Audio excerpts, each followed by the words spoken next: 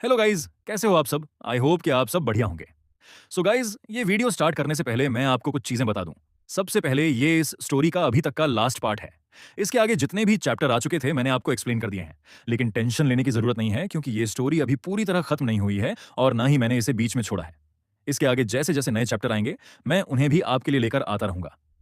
अगर 2 से 3 चैप्टर एक साथ आ जाते हैं तो मैं उन्हें मिलाकर एक बढ़िया सा एपिसोड बनाकर अपलोड कर दूंगा। और हाँ, गॉडेस सिस्टम वाली स्टोरी का अगला चैप्टर स्लैश एपिसोड भी कल आ जाएगा। उसके भी जैसे जैसे नए चैप्टर आते रहेंगे मैं आपको एक्सप्लेन करता रहूंगा। तो बिल्कुल टेंशन मत लेना। और अगर इन दोनों में से कोई स्टोरी आगे चलकर खत्म हो जाती है तो उसके बाद आपके लिए एक और नई स्टोरी लेकर आऊंगा। और इस बार वाली स्टोरी भी एकदम मस्त है, काफी मजेदार और रोमांस से भरपूर है। और हाँ गाइज, एक बात और, आप लोग मेरी गेमिंग चैनल की लाइव स्ट्रीम में क्यों नहीं आ रहे हो भाई? मान लिया कि आप लोग गेम नहीं खेलते, लेकिन भाई आप मेरी ऑडियंस हो, तो कम से कम 5 से 10 मिनट के लिए लाइव में विजिट तो कर सकते हो। आपका कुछ नहीं जाएगा भाई। बस 5 से 10 मिनट आकर लाइव देख लो और फिर चले जाना। मैं आपसे घंटों बैठने के लिए नहीं कह रहा हूं। मैं कितनी बार आप लोगों से रिक्वेस्ट करूं? मैं लगभग 3:30 या 4 बजे के आसपास लाइव स्ट्रीम पर आता हूं।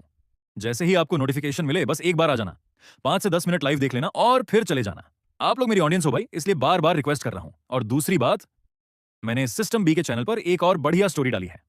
आप लोग जाकर उस स्टोरी को भी एक बार जरूर देखना। स्टोरी लगभग 1 घंटे की है, लेकिन मुझे पर्सनली काफी मस्त लगी, तो एक बार जाकर जरूर देखना। अगर आपको पसंद आए तो लाइक, शेयर और सब्सक्राइब कर देना। बाकी अगर पसंद नहीं आए तो कोई बात नहीं, आपकी मर्जी है। लेकिन मुझे तो काफी बढ़िया लगी गाइज, इसलिए सोचा आप लोगों को भी बता दूं। तो चलिए गाइज, अब बिना किसी देरी के वीडियो स्टार्ट करते हैं। इस समय स्टार्डो जंगल की गहराइयों में शियाओ वू के आने का एहसास कर रहे टाइटैनिक जाइंट ऐप और अजूर बुल पाइथन अचानक अपनी जगह पर ठिठक कर खड़े हो गए। वे दोनों दूर आसमान की तरफ एकटक देखने लगे। तांग सांड भी रुक गया। उसने अपनी पर्पल डेमन आई का इस्तेमाल करके उन दोनों जीवों की नजरों का पीछा किया, लेकिन स्टार्ड और जंगल इतना विशाल था कि उसे कुछ दिखाई नहीं दिया और न ही कुछ महसूस हुआ। दोनों बड़े भाइयों, क्या हुआ? झू तभी अचानक जंगल के सुदूर इलाके से एक शक्तिशाली ऊर्जा की लहर क्षितिज पर फैलती हुई गुजरी। उस खौफनाक हवा के दबाव से कमजोर स्तर के पशु पक्षी बदहवास होकर इधर उधर भागने लगे और पेड़ पौधे बिना हवा के ही कांपते हुए खौफ बयां करने लगे। 1 लाख साल पुराना सोल बीस्ट टाइटल डोलवो, दामिंग, एयरमिंग और तांग सांड तीनों के मुंह से लगभग एक साथ चीख निकल गई। दोनों बड़े जीवों ने एक दूसरे को देखा और अगले ही पल तेजी से स्टार डॉ जंगल के बाहरी किनारे की तरफ झपटे। दोनों बड़े भाइयों, आखिर मामला क्या है? तांग सांड ने हवा में उड़ते हुए पूछा। लगता है हम देर से पहुंचे हैं। किसी ने हमसे पहले ही हमला कर दिया है। दा मिंग के नथुनों से भाप की 2 धारें निकलीं और उसने अपनी रफ्तार को आखिरी सीमा तक बढ़ा दिया। क्या सीनियर चेन या उनके साथी हैं? तांगसान ने यह सुनते ही अपनी भौहें सिकोड़ी, लेकिन उसका भारी मन आखिरकार हल्का हो गया। टाइटैनिक जाइंट ऐप ने पहले ही बताया था कि स्टार डॉ जंगल के बाहरी इलाके में किसी 1 लाख साल पुराने सोल बीस्ट का इलाका नहीं है। अगर इस वक्त वहां 1 लाख साल के किसी जीव की लड़ाई का एहसास हो रहा है तो वह यकीनन वही दुष्ट भेड़िया राजा होगा। बस अभी यह साफ नहीं था कि उससे कौन भिड़ रहा था, सीनियर चेनशिंग, सीनियर गुरोंग, या फिर वह बूढ़ा जहरीला डुगुबो। चाहे जो भी हो, इस बार उस दरिंदे को किसी भी कीमत पर बचने नहीं दिया जाएगा। शियाओ वो बच जाएगी। अब शियाओ को और दर्द नहीं सहना पड़ेगा। यह सोचते ही तांग सांड का दिल खुशी और उत्साह से भर गया। उसने अपनी मुट्ठियों को भींच लिया और अपनी पूरी ताकत झोंककर उड़ने की रफ्तार बढ़ा दी। बड़े भाइयों, वो यकीनन वही भेड़िया राजा है। उम्मीद है हम वक्त पर पहुंचकर शियाओ को सही सलामत बचा लेंगे। दोनों विशालकाय जीव यह सुनते ही दोनों जीवों के शरीर में एक सिहरन दौड़ गई और उन्होंने आसमान की तरफ मुंह करके भयानक दहाड़ लगाई। सही दिशा का पता चलते ही दोनों जमीन को रौंदते हुए आगे बढ़े। उनके रास्ते में आने वाले अनगिनत विशाल पेड़ पिसकर धूल बनते चले गए। तांग सान, मैं जानता हूं तुम क्या सोच रहे हो। तभी अजूर बुल पाइथन की आवाज तांग सान के कानों में गूंजी। उस सोल बीस्ट की ताकत हमारी उम्मीद से कहीं ज्यादा खौफनाक है। 1 लाख साल पुराने जीवों के बीच ताकत का अंतर बहुत ज्यादा नहीं होता, फिर भी हम शायद उसे मार ना पाएं। भले ही हम दोनों भी अपनी पूरी ताकत लगा दें, लेकिन शियाओ वो बहन के लिए मैं और एयरमिंग अपनी पूरी जान लगा देंगे। तांग सान की भौहें सिकुड़ गईं और उसने कसकर अपना सिर हिलाया। फिक्र मत कीजिए दोनों बड़े भाइयों, इंसानों में भी ऐसे कई लोग हैं जो उसे मारना चाहते हैं। इस बार वह किसी भी हालत में बचकर नहीं निकल पाएगा। दूसरी तरफ स्टारडो जंगल के बाहरी इलाके में उस गहरे गड्ढे के अंदर बीबीदोंग जमीन पर घुटनों के बल बैठी तेज तेज सांसें ले रही थीं। उसके पूरे शरीर पर बिजलियां कड़क रही थीं और वह पूरी तरह झुलस चुकी थी। अपनी पूरी ताकत झोंकने के बाद भी पहली ही आसमानी बिजली ने उसे बुरी तरह जख्मी कर दिया था और उसकी जान जाते जाते बची थी। उसी हमले के झटके से वह इस गड्ढे में आ गिरी थी, लेकिन राहत की बात यह थी कि आखिरी पल में उसने उस वार को रोक लिया था। 3 रंगों वाली आसमानी बिजली की पहली नीली बिजली तो रुक गई, लेकिन तुरंत बाद दूसरी पीली बिजली आसमान से टूटने लगी। सोल पावर के उल्टे वार से बीबीदोंग का खून उबल रहा था। अब वह किसी भी तरह का बचाव बाकी रखने का खतरा नहीं उठा सकती थी, क्योंकि उसे मौत की आहट साफ सुनाई दे रही थी। तभी उसकी पीठ पर एक तेज लाल रोशनी चमकी। 1 लाख साल पुरानी बोन स्किल सक्रिय हो गई। बीबीडोंग के सीने के पास एक बेहद उग्र और खौफनाक ऊर्जा का गोला चार्ज होने लगा। अगले ही पल उसने आसमान से गिरती उस पीली बिजली की तरफ 1 मीटर से भी ज्यादा चौड़ी लाल रंग की विशालकाय लेजर बीम दाग दी। एक तोप के गोले की तरह छूटी उस बीम के झटके से बीबीडोंग के पैरों तले की जमीन कांप उठी। वह लाल रोशनी जहां जहां से गुजरी, हवा चीरती हुई दोनों तरफ हटने लगी। नजारा बेहद खौफनाक और भव्य था। उधर हवा में वह पीली बिजली बिना किसी रहम के नीचे की तरफ झपट्टी, वह पीली बिजली भी बीबीडोंग की टॉर्सो बोन स्किल की तरह हवा को चीरती हुई आगे बढ़ी। पूरा आसमान गहरे पीले रंग में रंग गया। इंसानी ताकत का कुदरत की ताकत से मुकाबला करने का यही नतीजा होता है। भले ही वह एक मामूली सी बिजली ही क्यों ना दिख रही हो, उसने एक बार फिर बीबीडोंग के भव्य सोल स्किल को नाकाम कर दिया। आसमानी बिजली के पूरे गुस्से के साथ वह पीली बिजली और लाल रोशनी आखिरकार आपस में टकराईं। दोनों शक्तियां एक दूसरे में सिमटी और पल भर में एक जबरदस्त धमाके के साथ फट पड़ी। बीबीडोंग को लगा मानो पहाड़ों को तोड़ देने वाली विशालकाय ऊर्जा का सैलाब सीधे उसकी तरफ आ गिरा हो।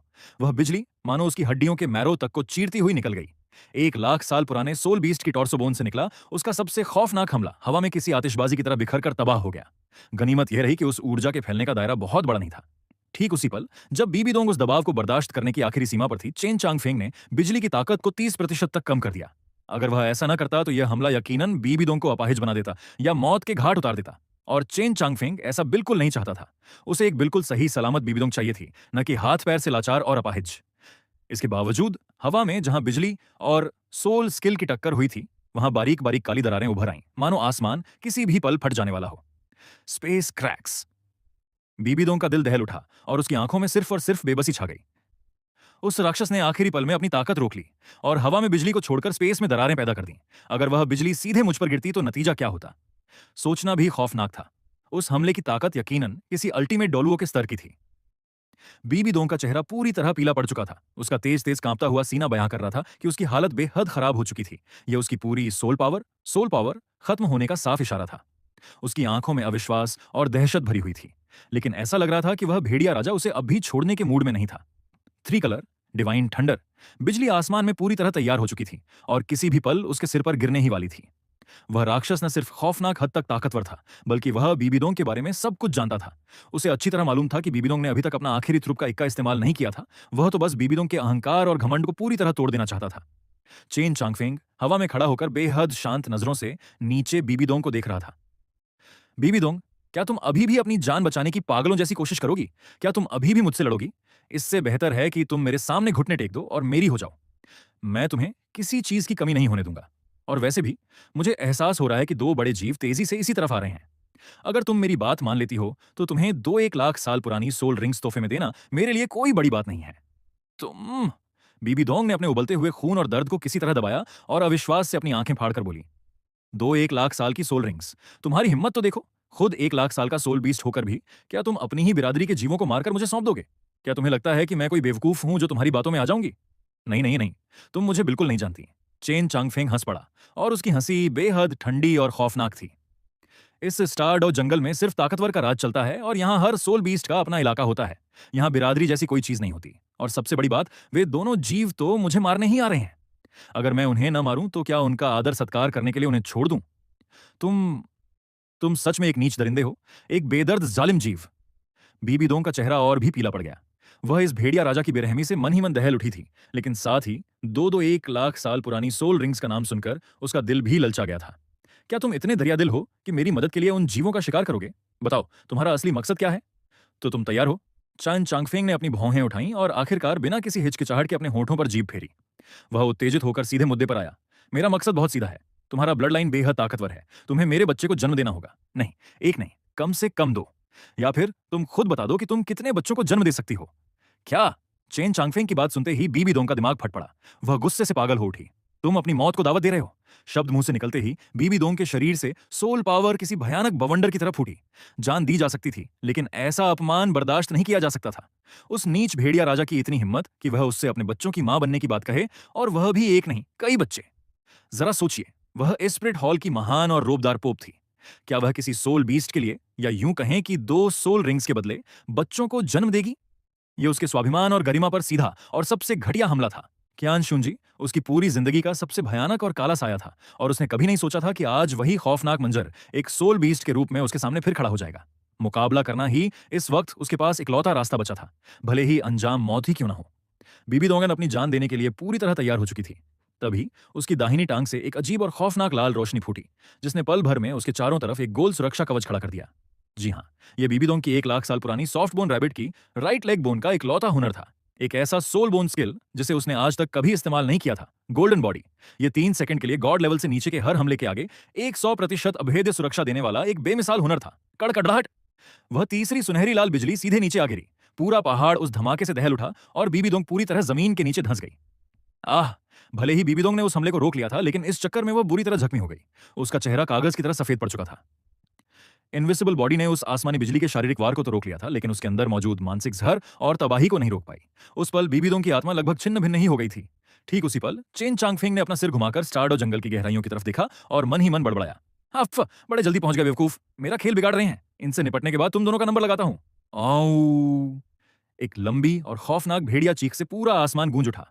चेन चांगफेंग के शरीर से डार्कनेस ऊर्जा का एक भयानक गुब्बारा फूटा और पल भर में पूरे स्टारडो जंगल के ऊपर का माहौल अजीब और रहस्यमय हो गया। आसपास का पूरा इलाका किसी गहरे अंधेरे में डूब गया। बीबीडोंग की फटी आंखों के सामने आसमान में एक विशालकाय काला बवंडर बनने लगा। वह काला बवंडर किसी अथाह खाई जैसा था। सिर्फ एक नजर देखने मात्र से ही इंसान का दिल और दिमाग कांप उठता था। क्या यह सीधा हेल का रास्ता है? कितना खौफनाक हुनर है। भले ही बीबीडोंग ने स्लॉटर सिटी की तबाही देखी थी और वह रक्षा गॉड की भयानक ताकत को जानती थी, लेकिन हवा में तैरते इस काले बवंडर को देखकर वह दहल उठी। ये एक ऐसा डर था जो उसकी रूह की गहराइयों से खुद ब खुद निकल रहा था। तुम क्या करने वाले हो? बीबीडोंग ने अपनी जिंदगी में पहली बार इस तरह की खौफनाक दहशत महसूस की थी। क्या करने वाला हूं? खुद देख लो। चेन चांगफेंग के होठों पर एक हल्की सी मुस्कान उभरी और अगले ही पल एक बेहद अजीब और अनहोनी घटना घटी। बीबीडोंग ने महसूस किया कि उस काले बवंडर की घूरती हुई नजर के तले उसका पूरा शरीर अपनी जगह पर पूरी तरह जम चुका था।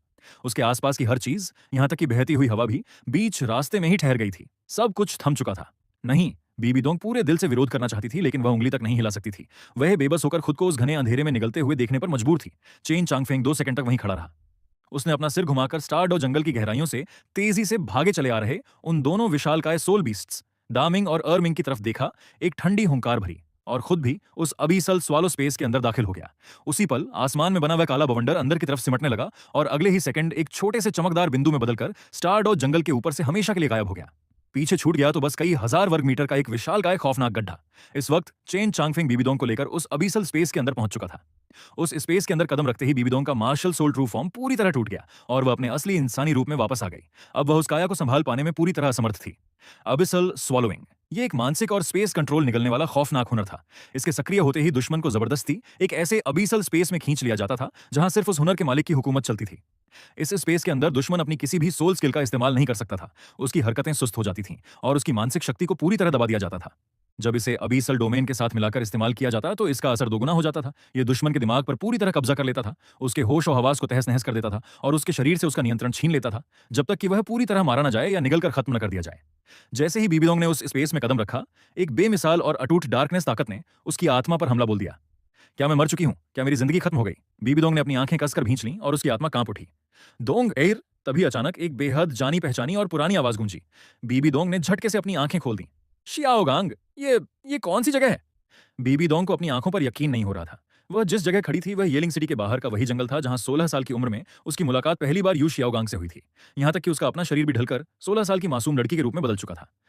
तो मैं सच में मर चुकी हूं, वरना मुझे शियाओगांग यहां कैसे मिलता? लेकिन यह सब बस एक इल्यूजन था। यह सब चैन चांगफेंग के दिमागी और मानसिक नियंत्रण का खेल था। इस वक्त बीबीडोंग के सामने जो शख्स खड़ा था वह यू शियाओगांग नहीं, बल्कि चेहरे पर एक शैतानी और हवस भरी मुस्कान लिए चेन चांगफेंग था। चेन चांगफेंग के सीने की गर्माहट उसके कपड़ों को चीरती हुई बीबीडोंग के चेहरे और पूरे शरीर में उतर रही थी, सीधे बीबीडोंग की मानसिक दुनिया पर हमला कर दिया। ठीक उसी पल उसके अंदर छिपी रक्षा गॉड की दिव्य चेतना का एक अंश अचानक जाग उठा और उसने बीबीडोंग को झटके से हकीकत में वापस खींच लिया। वह पल भर में होश में आ गई। नीच, बेहद घटिया और नीच दरिंदे तुम। लेकिन सोल पावर का नियंत्रण खत्म होते ही उस जहरीले कामुक जहर का असर बीबीडोंग के शरीर में पूरी तरह फैल चुका था। जहर उसकी सांसों के जरिए खून की नसों में दौड़ रहा था, उसके खुले रोम छिद्रों में समा रहा था और उसकी कांपती हुई रेशमी त्वचा को जकड़ रहा था। उसका शरीर और दिमाग उस होश उड़ाने वाली महक और उत्तेजना के आगे पूरी तरह घुटने टेक चुका था। चेन चांगफेंग ने अपने सामने खड़ी हुस्न की मल्लिका बीबीडोंग को देखा। उसका खूबसूरत चेहरा एक दिलकश गुलाबी लाल रंग से भर चुका था। उसकी वे आंखें, जो कभी बेहद सतर्क और तेज थीं, अब पूरी तरह धुंधली और बेबस हो चुकी थीं। नजर थोड़ा नीचे गई तो उसकी लंबी गोरी गर्दन पर भी गुलाबी रंग की एक परत चढ़ चुकी थी। अचानक उसके अंदर से एक काली रोशनी फूटी। बीबीडोंग ने अपनी पूरी आखिरी ताकत समेटकर चेन चांगफेंग को पीछे धकेल दिया और सारा मायाजाल टूटकर हकीकत में बदल गया।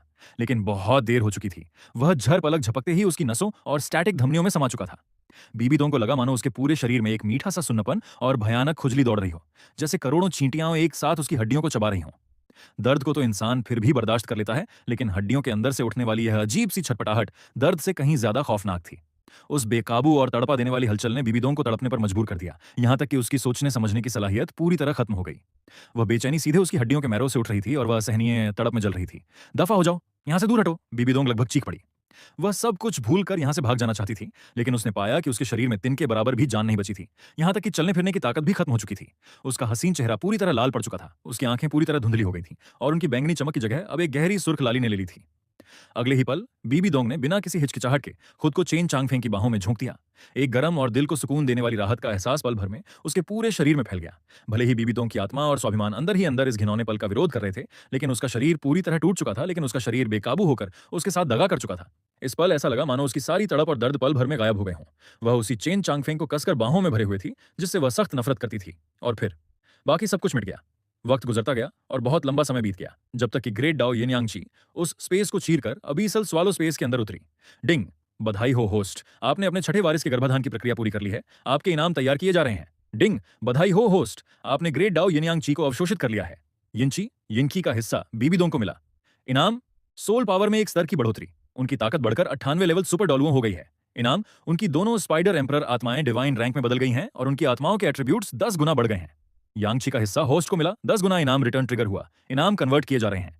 इनाम एक, ब्लड लाइन प्यूरिफिकेशन। बधाई हो होस्ट, आपने अल्टीमेट फायर एट्रीब्यूट हासिल कर लिया है। आपका खून सुधरकर फ्लेम वुल्फ एम्परर में बदल गया है। इनाम दो, शरीर की ताकत, होस्ट की सोल बीस्ट उम्र में 50,000 साल का इजाफा किया जाता है।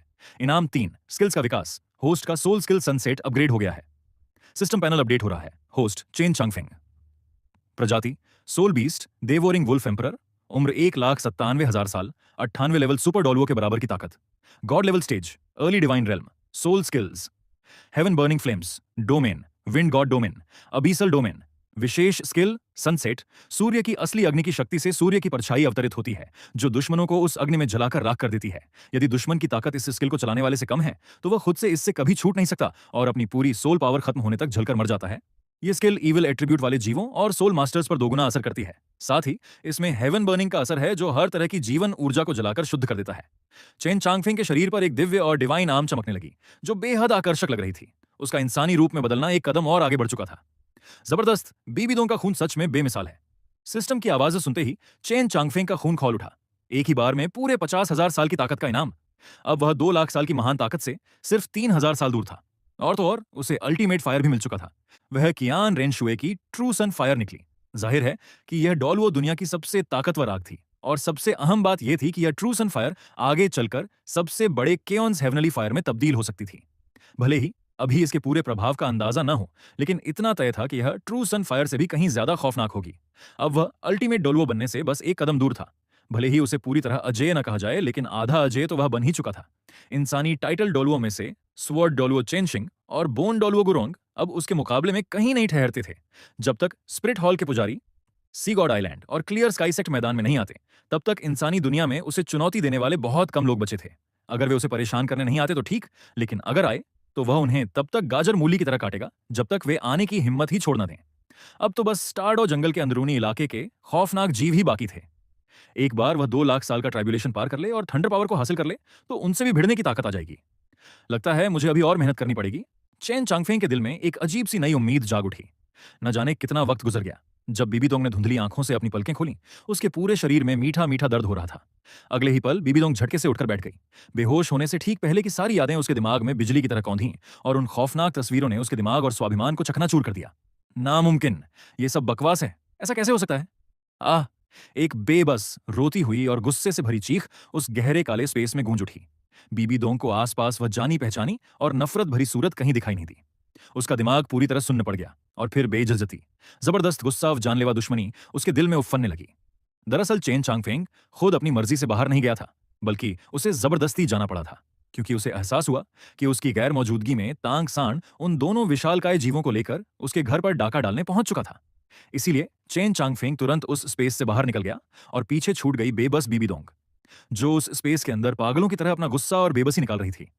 इस वक्त जंगल के एक विशाल झरने के नीचे अज्जुर बुल पाइथन द मिंग ने पूरी झील पर कब्जा जमा रखा था, जबकि टाइटैनिक जाइंट एप ईर मिंग किनारे पर चौकन्ना खड़ा था। दोनों विशालकाय जीवों को शियाओवू की मौजूदगी का एहसास हो चुका था। तांग सान! अजूर बुल पाइथन ने नथुनों से भाप छोड़ी और अपने विशालकाय बैल जैसे सिर को झरने की तरफ घुमाते हुए बोला, उस झरने के ठीक पीछे एक गुफा है। शियाओवू बहन यकीनन उसी गुफा के अंदर कैद है, लेकिन गुफा के मुहाने पर एक बैरियर लगी हुई है। जाहिर है कि वह उस भेड़िया राजा ने ही लगाई है। अगर हमने उस पर जबरदस्ती हमला किया तो वह दरिंदा तुरंत चौकन्ना हो जाएगा। तांग सांड को यकीन ही नहीं हो रहा था कि शियाओवू और बाकी सब ठीक यहीं मौजूद थे, सिर्फ झरने के उस पार।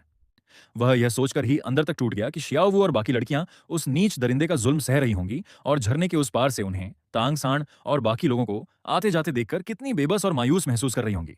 Clear sky hammer! तांग सांड अब और बर्दाश्त नहीं कर सकता था। उसने अपनी रैंडम क्लॉक हैमर तकनीक चलाई। उसकी उफनती हुई सोल पावर ने 100 मीटर ऊंचे झरने के पानी को चीर कर रख दिया और पहाड़ी के बीचों बीच बनी वह विशालकाय 10 मीटर चौड़ी गुफा आखिरकार सामने आ गई। इस वक्त गुफा के अंदर मौजूद निंगरोंगरोंग, झूझूछिंग, शियाओवू और बाई चिनशंग चारों की आंखों में आंसू छलक आए और उनके गले रुंध गए। लेकिन तांग सांड के इस उत्साह के सामने निंग रोंगरोंग के पीछे छिपी बेसुध आंखों वाली शियाओवू को छोड़कर बाकी तीनों लड़कियों के चेहरों पर कोई खास असर नहीं दिखा। उनके अंदर बचाए जाने की कोई खुशी या एहसास नहीं था। ऐसा नहीं था कि वे यहां से निकलना नहीं चाहती थीं, बल्कि वक्त के साथ उनके दिल की पुरानी उम्मीदें पूरी तरह मर चुकी थीं।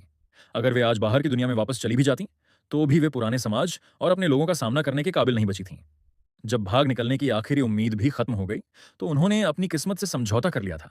उनकी सोच हमें यहां से भागना ही होगा से बदलकर अब हमें यहीं रहना पड़ेगा में ढल चुकी थी, क्योंकि वे कड़वी हकीकत को अच्छी तरह समझ चुकी थीं। तांग सांड के चेहरे से खुशी की मुस्कान गायब हो गई, खासकर जब उसकी नजर झू झूछिंग और निंग रोंगरोंग के उभरे हुए पेट पर पड़ी तो उसकी आंखें फटी की फटी रह गईं। वे दोनों प्रेग्नेंट थीं। एक रोंगटे खड़े कर देने वाला सन्नाटा और दिमागी सदमा तांग सांड के पूरे शरीर में दौड़ गया। वह पूरी तरह सुन्न पड़ गया। झूचिंग प्रेग्नेंट है, वह अपने बड़े भाई दाई मुबाई को क्या जवाब देगा? रोंगरोंग प्रेग्नेंट है, वह सेक्ट मास्टरनिंग को मुंह दिखाने के काबिल कैसे रहेगा? आखिरकार सी गॉड आइसलैंड का यह सफर उसी का विचार था। किसने सोचा था कि 4 महीने से भी कम समय में श्रेक एकेडमी और तांग सेक्ट पूरी तरह तबाह हो जाएंगे। कोई मारा गया तो कोई पकड़ा गया, और अब इन दोनों लड़कियों के पेट इतने बड़े हो चुके थे। तांग सांड इस कड़वे सच को बर्दाश्त नहीं कर पा रहा था। तांग सांड, जैसे ही तांग सांड गुफा के मुहाने पर लगी सील पर हमला करने ही वाला था, आसमान से एक ठंडी हुंकार गूंजी। सोचा नहीं था कि तुम यहां तक पहुंच जाओगे। शब्द खत्म होते ही अल्टीमेट विंड की एक खौफनाक धार हवा को चीरती हुई सीधे नीचे आ गिरी।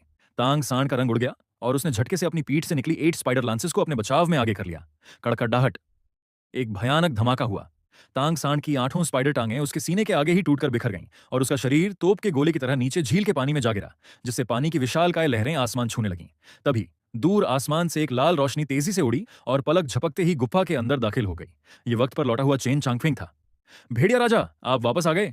चेन चांगफेंग को देखते ही निंग रोंगरोंग, झू झूछिंग और बाई चेनशंग आदत के मुताबिक खुद ब खुद उसके पास आ गईं और उसके हाथों को कसकर थाम लिया। यहां तक कि बेसुध और खाली आंखों वाली शियाओवू ने भी चेन चांगफेंग के कपड़ों का किनारा पकड़ लिया। जाहिर था कि इस वक्त सिर्फ वही एक शख्स था जो उन्हें सुरक्षा और सुकून का एहसास करा सकता था।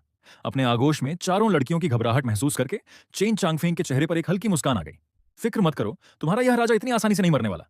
यह सुनकर निंग रोंगरोंग ने राहत की सांस ली। फिर जैसे उसे कुछ याद आया, उसका चेहरा शर्म से थोड़ा लाल हो गया। भेड़िया राजा, क्या आप कुछ दिन झूचिंग के साथ गुजार सकते हैं? आजकल उसे बहुत चक्कर आते हैं, सुस्ती रहती है, नींद आती है और खाना खाने का मन नहीं करता। रोंगरोंग, झूझूछिंग ने शर्मिंदा होकर उसे धीरे से टोका। मैं सच ही तो कह रही हूं। तुम्हारी प्रेगनेंसी के लक्षण इतने साफ हैं, तुम तो ठीक से खाना भी नहीं खा पा रही हो। निंग रोंगरोंग बुदबुदाई। इतनी हालत खराब है? चेन चांगफेंग की आंखों में चिंता की एक झलक कौंधी। उसने अपना हाथ आगे बढ़ाकर झू झूछिंग के पेट को सहलाया और फिर पानी से बाहर निकल रहे तांग सांड की तरफ देखकर उसके चेहरे पर एक मजाकिया मुस्कान तैर गई। रुको, मैं अभी जाकर तुम्हारे लिए कुछ दिमाग और शरीर को सुकून देने वाली इमॉर्टल हर्ब्स छीन कर लाता हूं। यहाँ का माहौल बहुत खराब है। एक बार यह सब निपट जाए तो मैं तुम सबको स्टार्डो जंगल के मुख्य अंदरूनी इलाके में ले चलूंगा। वहां सोल पावर बहुत घनी है, जिससे बच्चे के विकास में मदद मिलेगी। ये कहते हुए चेन चांगफेंग ने निंग रोंगरोंग के गालों को चुटकी से दबाया। और तुम, छोटी शरारती, क्या तुम चाहती हो कि मैं तुम्हारे साथ वक्त बिताऊं? मैं नहीं, ऐसा कुछ नहीं है। निंग रोंगरोंग घबरा गई और उसकी नजरें यहां वहां भटकने लगीं। तुम भी तो प्रेग्नेंट हो, 3 महीने से ज्यादा हो चुके हैं ना? अब कोई खतरा नहीं है। चेन चांगफेंग हंस पड़ा और उसकी नजरों ने निंग रोंगरोंग के शरीर को सरसरी तौर पर देखा। कम से कम 3 महीने बाद तो यह राजा तुम्हारे साथ अच्छे से वक्त बिता सकता है। माम, मुझे नहीं चाहिए, मुझे दर्द से डर लगता है। निंग रोंगरोंग का पूरा चेहरा शर्म से लाल हो गया। उसने तुरंत बात बदलते हुए कहा, टीचर एलोंग अभी भी खाना नहीं खा रही हैं। हमें समझ नहीं आ रहा कि क्या करें। दूसरी तरफ तांग सांड गुफा के मुहाने की सील को नीचे से देख रहा था और उसकी आंखें गुस्से से बाहर निकलने को थीं। भले ही उस सील की वजह से उसे गुफा के अंदर की आवाजें सुनाई नहीं दे रही थी, लेकिन उनकी हरकतें देखकर ही उसका दिमाग पूरी तरह घूम गया था। खासकर शियाओ वो क्या, रूह न होने पर भी वह अनजाने में उसी राक्षस का सहारा ढूंढ रही है। शियाओ वो, मैं तुम्हारा भाई हूं। तांग सांड की आंखों में खून उतर आया। इसी बीच दा मिंग और एयर मिंग भी पास आ गए। एयर मिंग ने नासमझी में पूछा, बड़े भाई, श्याओ वो बहन और बाकी सब अंदर क्या कर रही हैं? शायद वे तांग सांड के लिए दया की भीख मांग रही हैं। अजूर बुल पाइथन ने अपना अंदाजा लगाया। मैं उस राक्षस की आंखों में तांग सांड के लिए साफ जानलेवा गुस्सा देख सकता हूं। तांग सांड का मन हुआ कि अपना सिर पीट ले। क्या इन दोनों 1 लाख साल पुराने जीवों को इंसानों की जरा भी समझ नहीं थी? क्या इनकी बुद्धि इतनी पैदल थी? वे लड़कियां वहां क्या कर रही हैं? क्या इन्हें सच में समझ नहीं आ रहा था? हालांकि इसमें इन दोनों जीवों की भी कोई गलती नहीं थी। वे पूरी जिंदगी स्टार्डो जंगल में रहे थे, भला वे इंसानों के पेचीदा रिश्तों और भावनाओं को क्या समझते? तांग san, तभी चेन चांगफेंग ने गुफा से नीचे तांग san को घूरते हुए हुंकार भरी। तुम इमॉर्टल हर्ब्स के अच्छे पारखी हो। मेरी औरतों को अपने होने वाले बच्चों के विकास के लिए ताकतवर जड़ी बूटियों की जरूरत है। तुम्हारे पास जो भी शरीर को ताकत देने वाली नायाब जड़ी बूटियां हैं, वे सब यहीं छोड़कर दफा हो जाओ। मैं आज तुम्हारी कुत्ते जैसी जान बख्शता हूं। मेरी औरतें, बच्चों का विकास। ये बात तांग सांड के कलेजे पर छुरे की तरह लगी। तांग सांड का चेहरा गुस्से और बेबसी से पूरी तरह सफेद पड़ गया। उधर यह सुनकर द मिंग और एयर मिंग की आंखें भी फटी की फटी रह गईं। बच्चों का विकास? क्या शियाओ वू बहन प्रेग्नेंट है? जाहिर था कि वे दोनों विशालकाय जीव भी शियाओ वू से दिल ही दिल में बेपनाह मोहब्बत करते थे, बचपन के साथी जो ठहरे। बस बात इतनी थी कि उन्होंने आज तक अपने दिल की बात उससे नहीं कही थी। चेन चांगफेंग को इस बात का अच्छी तरह पता था। असल कहानी में भी इन दोनों जीवों ने मरते वक्त तांग सांड को अपनी सोल रिंग्स सौंपते समय ही अपने दिल का राज खोला था। तब द मिंग ने कहा था, तुम सबसे बेहतरीन इंसान हो। सच तो यह है कि मैं और एयर मिंग दोनों शियाओ वू से प्यार करते थे। बस हम दोनों भाई थे और एक दूसरे का दिल नहीं दुखाना चाहते थे, इसलिए हमने पीछे हटने का फैसला किया और तुम्हें मौका मिल गया। लेकिन अब शियाओ वू प्रेग्नेंट थी और उसके होने वाले बच्चे के विकास की बातें हो रही थीं। दामिंग, नीच भेड़िया राजा, मैं तुझे जान से मार डालूंगा। एयरमिंग गुस्से में भयानक तरीके से दहाड़ा और उसने अपने दोनों पैरों से जमीन को जोर से पटक दिया। एक तेज पीली रोशनी उसके पीछे फैल गई और उसका शक्तिशाली ग्रेविटी डोमेन तुरंत सक्रिय हो गया। पूरे तालाब का पानी पल भर में कई मीटर नीचे चला गया। यह उस भारी दबाव का असर था। इससे अंदाजा लगाया जा सकता था कि एयरमिंग का गुस्सा किस हद तक पहुंच चुका था। तांग सान, हम अभी इस राक्षस के साथ अपनी जान की बाजी लगाएंगे। तुम मौका देकर शियाओ वो बहन को बचाने के लिए अंदर झपट पड़ना। दा मिंग की आंखों में आखिरी हद तक की कड़वाहट और फैसला झलकता दिख रहा था। उसका दिल पूरी तरह टूट चुका था। शरीर के जख्म तो भर सकते हैं, लेकिन दिमाग और दिल का यह दर्द नासूर बन चुका था। 1 लाख साल की लंबी जिंदगी के बाद अंत में बाजी एक आवारा भेड़िया राजा मार गया। यह उनके अस्तित्व पर सबसे बड़ा अपमान था। अजूर बुल पाइथन ने अपनी खून से लाल आंखों के साथ अपना विशाल सिर गुफा की तरफ उठाया। गूंज, नीली रोशनी के गोल छल्ले ऊपर गुफा की तरफ उठने लगे। Azzur slowness domain. यह एक ऐसा खौफनाक डोमेन था जो 10 सेकंड के लिए दुश्मन की रफ्तार को बेहद धीमा कर देता था, जिससे कोई टाइटल डोलुओ भी नहीं बच सकता था। द मिंग भी इस वक्त अपना आपा खो चुका था और पागल हो गया था। तुम दोनों अपनी मौत को दावत दे रहे हो। अचानक हमला करने वाले टाइटैनिक जाइंट ऐप और अजूर बुल पाइथन को सामने देखकर चैन शांगफेंग ने तुरंत चारों लड़कियों को अपनी पीठ पीछे छुपा लिया। उसने एक ठंडी हुंकार भरी और उसके शरीर से लगभग 2 लाख साल की उम्र वाले फ्लेम वुल्फ एम्परर की भयानक आभा और गर्मी फूटी। उस दबाव ने दोनों 1 लाख साल पुराने जीवों की साझा ताकत को धकेलकर पीछे कर दिया। 2 लाख साल पुराना सोल बीस्ट। द मिंग को जबरदस्त झटका लगा। उस खौफनाक ताकत का एहसास होते ही उसकी आंखें फटी की फटी रह गईं। यह राक्षस इतनी जल्दी इतना ताकतवर कैसे हो गया? तुम दोनों बेवकूफों, चेन चांगफेंग की बर्फीली और खौफनाक आवाज गूंजी। मैं तुम्हें ढूंढने नहीं आया और तुम खुद चलकर अपनी मौत के मुंह में आ गए। सोचा था जब लेक ऑफ लाइफ में शिफ्ट करूंगा तो तुम दोनों की जान बख्श दूंगा, लेकिन लगता है तुम्हें अपनी जिंदगी प्यारी नहीं है। लगता है आज स्टार्ड और जंगल का इतिहास बदलने वाला है। जंगल के राजा और सम्राट अब नए चुने जाएंगे। हफ हफ, अगर ऐसी बात है तो आ जाओ। दा मिंग का जंग का जुनून भी चरम पर पहुंच चुका था। तुम इस जंगल के सबसे घटिया और जलील जीव हो। आज मैं और एयर मिंग इस जंगल को तुम्हारे जैसे कलंक से पाक कर देंगे। कलंक?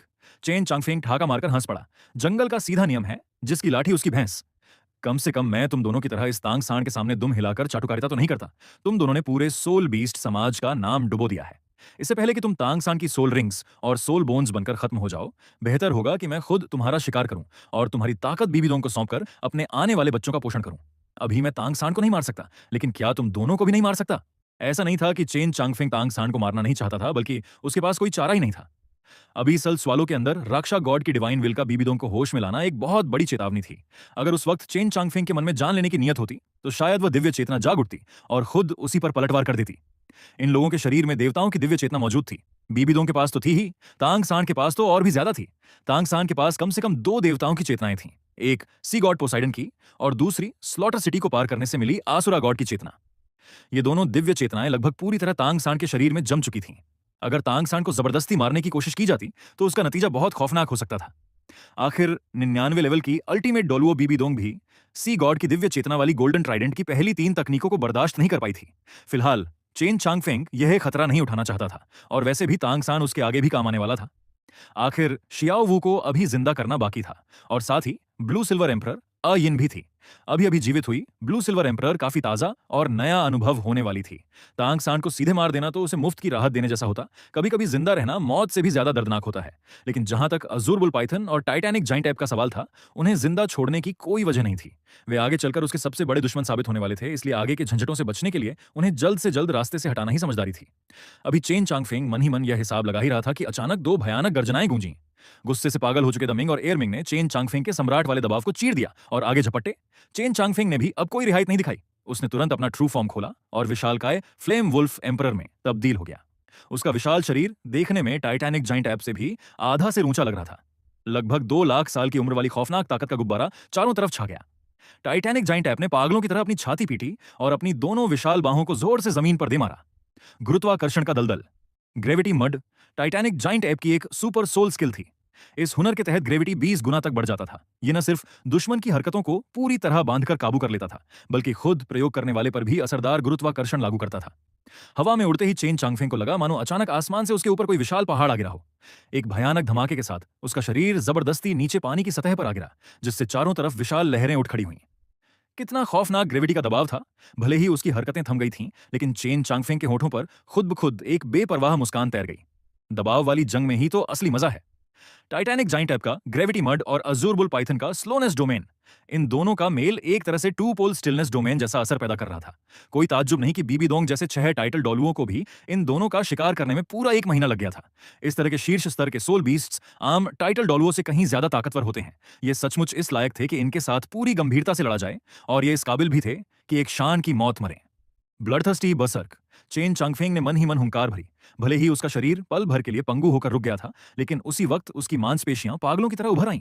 अगले ही सेकंड अल्टीमेट विंड की एक जानलेवा विंड ब्लेड उसके शरीर से फूटी, जिसने अज़ूर बुल पाइथन और टाइटैनिक जाइंट ऐप के साझा सोल स्किल्स के जाल को जबरदस्ती चीरकर रख दिया और सीधे अज़ूर बुल पाइथन की तरफ लपकी। बुरा हुआ, बड़े भाई संभलिए। टाइटैनिक जाइंट ऐप ने सपने में भी नहीं सोचा था कि चेन चांगफेंग इतने खौफनाक कंट्रोल को तोड़कर इतनी तेजी से पलटवार कर देगा। वह तुरंत अपने भाई की मदद के लिए झपटा, लेकिन उसे ऐसा करने का मौका बिल्कुल नहीं मिला। अचानक जमीन के अंदर से अनगिनत डेमन वुड ड्रैगन वाइन्स फन उठाकर बाहर निकली और उन्होंने पलक झपकते ही टाइटैनिक जाइंट ऐप को किसी गुजिया बंडल की तरह कसकर जकड़ लिया। अज़ूर बुल पाइथन ने एक ठंडी हुंकार भरी। पानी के नीचे हलचल हुई और उसने हवा में आती उस अल्टीमेट विंड ब्लेड को सीधे अपने शरीर पर झेलने का फैसला किया। दो दो 1 लाख साल पुराने सोल बीस्ट्स की साझा पाबंदियों का असर बेकार तो नहीं जा सकता था। भले ही चेन चांगफेंग उनके चंगुल से बाहर निकल आया था, लेकिन वह पूरी तरह से आजाद नहीं हो पाया था। द मिंग का मकसद चेन चांगफेंग को इस बात के लिए मजबूर करना था कि वह टाइटैनिक जाइंट ऐप को बांधने वाले अपने सोल स्किल को रोक दे, ताकि उन्हें वापसी का मौका मिल सके। लेकिन द मिंग का हिसाब पूरी तरह गलत साबित हुआ। चेन चांगफेंग ने अपने उस हुनर को रोका तो नहीं, बल्कि ब्लडथर्स्टी बर्सर्क के असर में आकर उन डेमनवुड वाइन्स की ताकत को चरम सीमा तक बढ़ा दिया। वे जहरीली लताएं विशालकाय अजगरों की तरह घिसटती हुई टाइटैनिक जाइंट ऐप के शरीर को अंदर की तरफ भींचने लगीं। अगर सीधे भिड़ना ही चाहते हो तो आ जाओ सामने। अल्टीमेट विंड ब्लेड सीधे अज़ूर बुल पाइथन के सीने पर जाकर फटी। पल भर में उसका मांस और खून हवा में उड़ गया और हड्डियों तक गहरे जख्म बन गए। उसका विशालकाय शरीर उस झटके से बुरी तरह हिल गया। लेकिन उसी पल अज़ूर बुल पाइथन की विशालकाय पूंछ पानी से निकली और पूरी ताकत से चेन चांगफेंग की पसलियों पर जा लगी। 1 लाख साल पुराने सोल बीस्ट का ऐसा जानलेवा वार कोई आम टाइटल डोलुओ तो क्या, कोई सुपर डोलुओ भी बिना किसी बचाव के झेलने की हिम्मत नहीं कर सकता था। लेकिन चेन चांगफेंग ने इसे सीधे अपने शरीर पर झेला। उसे अपने फ्लेम वुल्फ एम्परर के फौलादी शरीर पर पूरा भरोसा था। कड़कड़ाहट, एक भयानक धमाका हुआ। चेन चांगफेंग के मुंह से दर्द भरी गर्जना निकली, लेकिन उसने बिना किसी रियायत के तुरंत अज़ूर बुल पाइथन की पूंछ को अपने जबड़ों में कसकर दबोच लिया। उसने पूरी ताकत लगाकर उस पूंछ को पानी के नीचे से कई मीटर ऊपर खींच लिया और अपने विशालकाय पंजों से उसके निचले हिस्से को रौंदते हुए चीरना शुरू कर दिया। यह सचमुच 2 प्राचीन महाराक्षसों की खूनी और खौफनाक जंग बन चुकी थी। किनारे खड़ा तांग सांड थूक घोंटते हुए यह सब देख रहा था। नजरा बेहद दहला देने वाला था। एक साथ दो 1 लाख साल पुराने जीवों से भिड़ना और 2 काम एक साथ संभालना। भले ही दामिंग और एयरमिंग के कंट्रोल डोमेन कितने ही ताकतवर क्यों ना हो, वे कुदरती तत्वों की ताकत को पूरी तरह नहीं रोक सकते थे। तभी आसमान में काले बादलों की घटा तेजी से घिर आई और 3 रंगों वाली 3 कलर डिवाइन थंडर बादलों के बीच कौंधने लगी। दर्द से बौखलाया चेन चांगफेंग अब पूरी तरह दरिंदा बन चुका था। हवा का तूफान उठेगा, आग की लपटें जलेंगी। धमाका। टाइटैनिक जाइंट ऐप ने अपनी पूरी ताकत लगाकर उन डायमंडवुड वाइन्स के बंधन को तोड़ दिया। जख्मों और खून से लथपथ उसका विशालकाय शरीर एक बार फिर बाहर आ गया। हमला करने की सबसे खौफनाक ताकत रखने वाला 1 लाख साल का टाइटैनिक जाइंट ऐप। पहली ही भिड़ंत में इस तरह पंगु बना दिया गया था। यह बात उसके अहंकार को बुरी तरह कचोट रही थी, खासकर यह कि सामने वाला राक्षस उन दोनों भाइयों की हर चाल और कमजोरी को अच्छी तरह जानता था और बेहद सटीक वार कर रहा था। जब उसने अपने भाई अज़ुर बुल पाइथन को खून से लथपथ और चीरते हुए देखा तो टाइटैनिक जाइंट ऐप पूरी तरह पागलों की तरह भड़क गया। उसने अपनी छाती को पागलों की तरह पीटा और सीधे चेन चांगफेंग की तरफ झपटा। धड़ाम धड़ाम धड़ाम। उसी पल आसमान में तैयार हो रहा सोल स्किल पूरी तरह पककर तैयार हो चुका था। फायर एट्रीब्यूट की सोल पावर सिमटकर एक बेहद घने आग और बिजली के अति शक्तिशाली बवंडर में तब्दील हो गई। उस तूफान का तापमान बिजली की कौन से लगातार बढ़ता जा रहा था और उसकी रफ्तार बढ़ती जा रही थी और ताकत लगातार प्रचंड होती चली जा रही थी। अल्टीमेट विंड सिमटकर एक विशाल बवंडर में बदल गया। उस बवंडर के अंदर हवा के तत्व किसी आरी की तरह हर चीज को चीर देने वाली क्षमता रखते थे। लेकिन सबसे खौफनाक बात तो यह थी कि अल्टीमेट विंड और अल्टीमेट फायर के मेल से बनी इस अल्टीमेट थंडरस्टॉर्म का दायरा अचानक दोगुना फैल चुका था। अल्टीमेट विंड, अल्टीमेट फायर और अल्टीमेट थंडर, ये तीनों तत्व आसमान में आपस में विलीन हो रहे थे। यह सिर्फ कोई साधारण सोल स्किल नहीं था, बल्कि तत्वों का एक अति विनाशकारी मेल था। आसमान में जमा हुई यह ताकत किसी सुपर डॉलुओ के सबसे भयानक हमले से भी कहीं ज्यादा खतरनाक हो चुकी थी। लानत है, टाइटैनिक जाइंट ऐप की आंखें फटी की फटी रह गईं। ये तो विनाशकारी दिव्य बिजली जैसी लग रही है। ये इतनी ताकतवर कैसे हो सकती है? अभी अभी हवा में उछले टाइटैनिक जाइंट ऐप ने पागलों की तरह दहाड़ते हुए अपना घूंसा सीधे आसमान में बन रहे उस बिजली के भंवर की तरफ दे मारा। Titanium sky breaker. Titanium sky breaker gravity पर अपने नियंत्रण का इस्तेमाल करके हवा को एक सेकंड में बेहद घनी ऊर्जा में बदल देने वाली तकनीक थी। इस हमले की ताकत किसी सुपर डॉलुओ के नौवें सोल स्किल के बराबर होती थी और चूंकि इसे एयरमिंग खुद अपने शरीर से चला रहा था, इसलिए इसकी मारक क्षमता और भी जहरीली थी। लेकिन उससे गलती हो गई। एयरमिंग को असल में सीधे चेन चांगफेंग पर हमला करना चाहिए था। उसका ध्यान अपने भाई अज़ुर बुल पाइथन को बचाने में भटक गया था। कड़कड़ाहट। जैसे ही टाइटैनियम स्काई ब्रेकर उस बवंडर से टकराया, आसमान से 3 रंगों वाली दिव्य बिजली टूट पड़ी। पहली बिजली ने उसके हमले को थर्रा दिया, दूसरी ने उसे तोड़कर बिखेर दिया और जब तीसरी लाल रंग की दिव्य बिजली नीचे गिरी, धड़ाम। टाइटैनिक जाइंट ऐप का 15 मीटर विशालकाय शरीर सीधे झील के पानी में जा गिरा। पानी के नीचे एक खौफनाक महाविस्फोट हुआ। सैकड़ों मीटर ऊंची पानी की दीवार हवा में उठ गई, जिसने आसमान के सामने एक खौफनाक चादर तान दी। पूरा का पूरा पर्वत थर थर कांपने लगा। यह ताकत का अति प्रवाह था। हवा के तत्व ने आग की लपटों को भड़काया और आग तथा बिजली के मेल ने एक भयंकर ओवरलोड धमाके को जन्म दिया। 3 रंगों वाली बिजली के अलावा उस चरम सीमा पर पहुंचते ही एक और महाविस्फोट हुआ। तत्वों के मेल का यही असली और खौफनाक रूप था। इस हमले के बाद अगर वह मरा भी नहीं होगा तो अपनी आधी जिंदगी से हाथ धो चुका होगा। एयरमिंग। यह देखकर अज़ुर बुल पाइथन की आंखें खून से लाल हो गईं। अपने गहरे जख्मों की परवाह किए बिना उस वक्त सिर्फ और सिर्फ अंधा गुस्सा और जान लेने की नीयत उसके दिमाग पर हावी हो चुकी थी। अज़ुर एनिहिलेशन थंडर। एक खौफनाक गर्जना के साथ अज़ुर बुल पाइथन ने अपना सबसे विनाशकारी हमला बोल दिया। वह अपनी पूरी की पूरी सोल पावर को दांव पर लगाकर अपनी जान की बाजी लगा रहा था। गड़गड़ाहट। बिजली की भयंकर कड़क के साथ नीले रंग की बिजली हवा में तैरने लगी। अज़ुर एनिहिलेशन थंडर अज़ुर बुल पाइथन का सबसे खौफनाक हमला था। अपनी पूरी ताकत पर यह हमला किसी टाइटल डॉलुओ को भी पलक झपकते ही भस्म कर सकता था। चारों तरफ बिजली की भयावह ताकत भर गई। चेन चांगफेंग ने अपना सिर आसमान की तरफ उठाया और उसके होठों पर एक ऐसी मुस्कान आ गई जिसे देखना भी मुश्किल था। अज़ुर बुल पाइथन बिजली से हमला करके उसे मारना चाहता था। क्या वह अंधा था जो उसने अभी अभी उसका त्रिरंगी दिव्य बिजली वाला हमला नहीं देखा? यह तो सीधे सीधे उसकी मदद करने जैसा था। उसकी कल्टीवेशन को 2 लाख साल पूरा करने के लिए बस 3000 साल का फर्क बाकी था। इस नीली बिजली को अपने शरीर में खींचकर वह खुद को निखार सकता था और सीधे 2 लाख साल की सीमा पार कर सकता था। लेकिन इस बिजली का मजा लेने से पहले उसे एक भाई को पूरी तरह पंगु या खत्म करना होगा, ताकि बीच में कोई अनहोनी ना हो जाए। ये सोचते ही चेन चांगफेंग ने अपनी असली ताकत दिखाना शुरू किया। उसके शरीर से अल्टीमेट फायर की प्रचंड लपटें बाहर फूट पड़ी। मेरा खेल पूरा हुआ, चेन चांगफेंग ने ठंडी हुंकार भरी। उसने अपने विशाल भेड़िए वाले पंजे से अज़ुर बुल पाइथन की पूंछ को परे फेंका और आसमान की तरफ मुंह करके दहाड़ा। सूरज का ढलना। जैसे ही उसके मुंह से ये शब्द निकले, उसके शरीर से आग का एक समंदर बाहर फूटा। उस आग ने न सिर्फ अज़ुर बुल पाइथन के विशाल शरीर को दूर धकेल दिया, बल्कि लपटें सीधे आसमान को छूने लगीं। कितनी भयानक ताकत! तो यह बंदा अब तक अपनी असली ताकत छिपा रहा था। यही इसका असली रूप है। दूर खड़े होकर यह सब देख रहे तांग सांड की आंखें फटी की फटी रह गईं। हवा में डटा वह आग का भेड़िया राजा पूरे आसमान को जला रहा था, मानो दुनिया पर राज करने आया हो। तभी एक भयानक गर्जना हुई जो पूरे ब्रह्मांड में गूंज गई। आसमान में चमकता सूरज सबके देखते ही देखते एकदम काला पड़ गया। अब सिर्फ उसके चारों तरफ एक पतली सफेद रोशनी का घेरा बाकी रह गया था, पूरा का पूरा स्टार डोग्रेट फॉरेस्ट। दिन के उजाले में भी घोर अंधेरे और सन्नाटे में डूब गया। यह अति चरम सीमा का मंजर था। तांग सांड ने हवा में जमा हुई उस खौफनाक ताकत को महसूस कर लिया था। वह अब और चुप नहीं बैठ सकता था। वह दूर फेंके गए द मिंग और पानी से घिसटकर बाहर आ रहे एयर मिंग की तरफ पागलों की तरह चिल्लाया, दोनों बड़े भाई तुरंत भागो! यह उस दरिंदे की सबसे जानलेवा चाल है। अगर अब नहीं भागे तो बहुत देर हो जाएगी। तांग सांड का दिल बैठा जा रहा था। वह इन दोनों जीवों को बचाने के लिए तड़प रहा था। और हाँ, तांग सांड सिर्फ उन दोनों के 1 लाख साल पुराने सोल रिंग्स और सोल बोन्स के लालच में ऐसा नहीं कह रहा था। वह सचमुच उनके लिए घबरा रहा था। भागना चाहते हो? बहुत देर हो चुकी है। चेन चांगफेंग ने एक बर्फ जैसी ठंडी हुंकार भरी। उसने अपनी नजरें फेरी और 2 लंबे कदम बढ़ाकर सीधे उस ऊंचे पहाड़ पर जा खड़ा हुआ। उसके जमीन पर जोर से पैर पटकते ही एक बार फिर दहलने वाली आवाज गूंजी और पूरा का पूरा पहाड़ उसके उस एक वार से पागलों की तरह थरथराने लगा। चेन चांगफेंग के पैरों के नीचे से भयानक और विशाल दरारें बाहर की तरफ फैलने लगीं। सिर्फ उस गुफा वाला हिस्सा उसके सुरक्षा कवच की वजह से पूरी तरह सही सलामत बचा रहा। यहां तक कि उन दोनों 1 लाख साल पुराने सोल बीस्ट्स के फौलादी शरीरों को भी अपने पैरों तले की जमीन डगमगाती हुई महसूस हुई। चेन चांगफेंग जिस तरह अजूर बुल पाइथन को दूर फेंकने में कामयाब हुआ था, वह सिर्फ उसके फ्लेम वुल्फ एम्परर के रुतबे की वजह से नहीं था, बल्कि इसलिए भी था क्योंकि इस वक्त उसके शरीर की शारीरिक ताकत एक बेहद खौफनाक स्तर पर पहुंच चुकी थी। बिना किसी बढ़ा चढ़ाव के कहा जाए तो अगर कोई अल्टीमेट डोलुओ भी आ जाता तो वह ताकत या शरीर के मामले में उसका बाल भी बांका नहीं कर पाता। चेन चांगफेंग की ताकत इस वक्त इस कदर दहशतनाक हो चुकी थी। मेरी फिक्र छोड़ो, तांग सांड को लेकर यहां से भागो। मैं यहीं रुककर इससे भिड़ता हूं। भले ही मुझे खुद को तबाह करना पड़े, मैं इस दरिंदे को अपने साथ ले जाऊंगा। याद रखना, आगे चलकर मेरी शियाओ बहन का ध्यान रखना। अजूर बुल पाइथन की आंखों में मौत का पक्का इरादा अपनी आखिरी सीमा पर पहुंच चुका था। नहीं बड़े भाई, जाएंगे तो साथ जाएंगे। टाइटैनिक जाइंट पागलों की तरह दहाड़ा और उसने अपने दोनों पैरों से जमीन को जोर से पटक दिया। एक बार फिर तेज पीली रोशनी फैलने लगी, वही ग्रेविटी डोमेन। लेकिन अफसोस, अब इस हमले का चेन चांगफेंग पर तिनके बराबर भी असर नहीं हो रहा था। चेन चांगफेंग ने एक हल्की हुंकार भरी। उसकी पीठ पर एक सुर्ख लाल रोशनी जमने लगी और उस आग के इर्द गिर्द की हवा मुड़कर एक मुड़े हुए स्पेस जैसी दिखने लगी। विशालकाय आग और हवा के पंख पल भर में फैल गए। अगले ही सेकंड उनके एक ही झटके ने टाइटैनिक जाइंट की उस पीली रोशनी को अपने आगोश में ले लिया। वह ताकतवर ग्रेविटी डोमेन इस उफनती आग के आगे रत्ती भर भी टिक नहीं पाया और पलक झपकते ही भाप बनकर उड़ गया। भयानक राक्षस, ये तो आग का महाराक्षस है। इस पल जाकर उन्हें एहसास हुआ कि वे किसी मामूली 1 लाख साल के सोल बीस्ट का सामना नहीं कर रहे थे, बल्कि एक ऐसी डरावनी रात से भिड़ रहे थे जिसे कभी हराया नहीं जा सकता था। एयरमिंग, अगर तुम ऐसे ही अड़े रहे तो हम में से कोई जिंदा नहीं बचेगा। तुम तुरंत यहां से निकलो।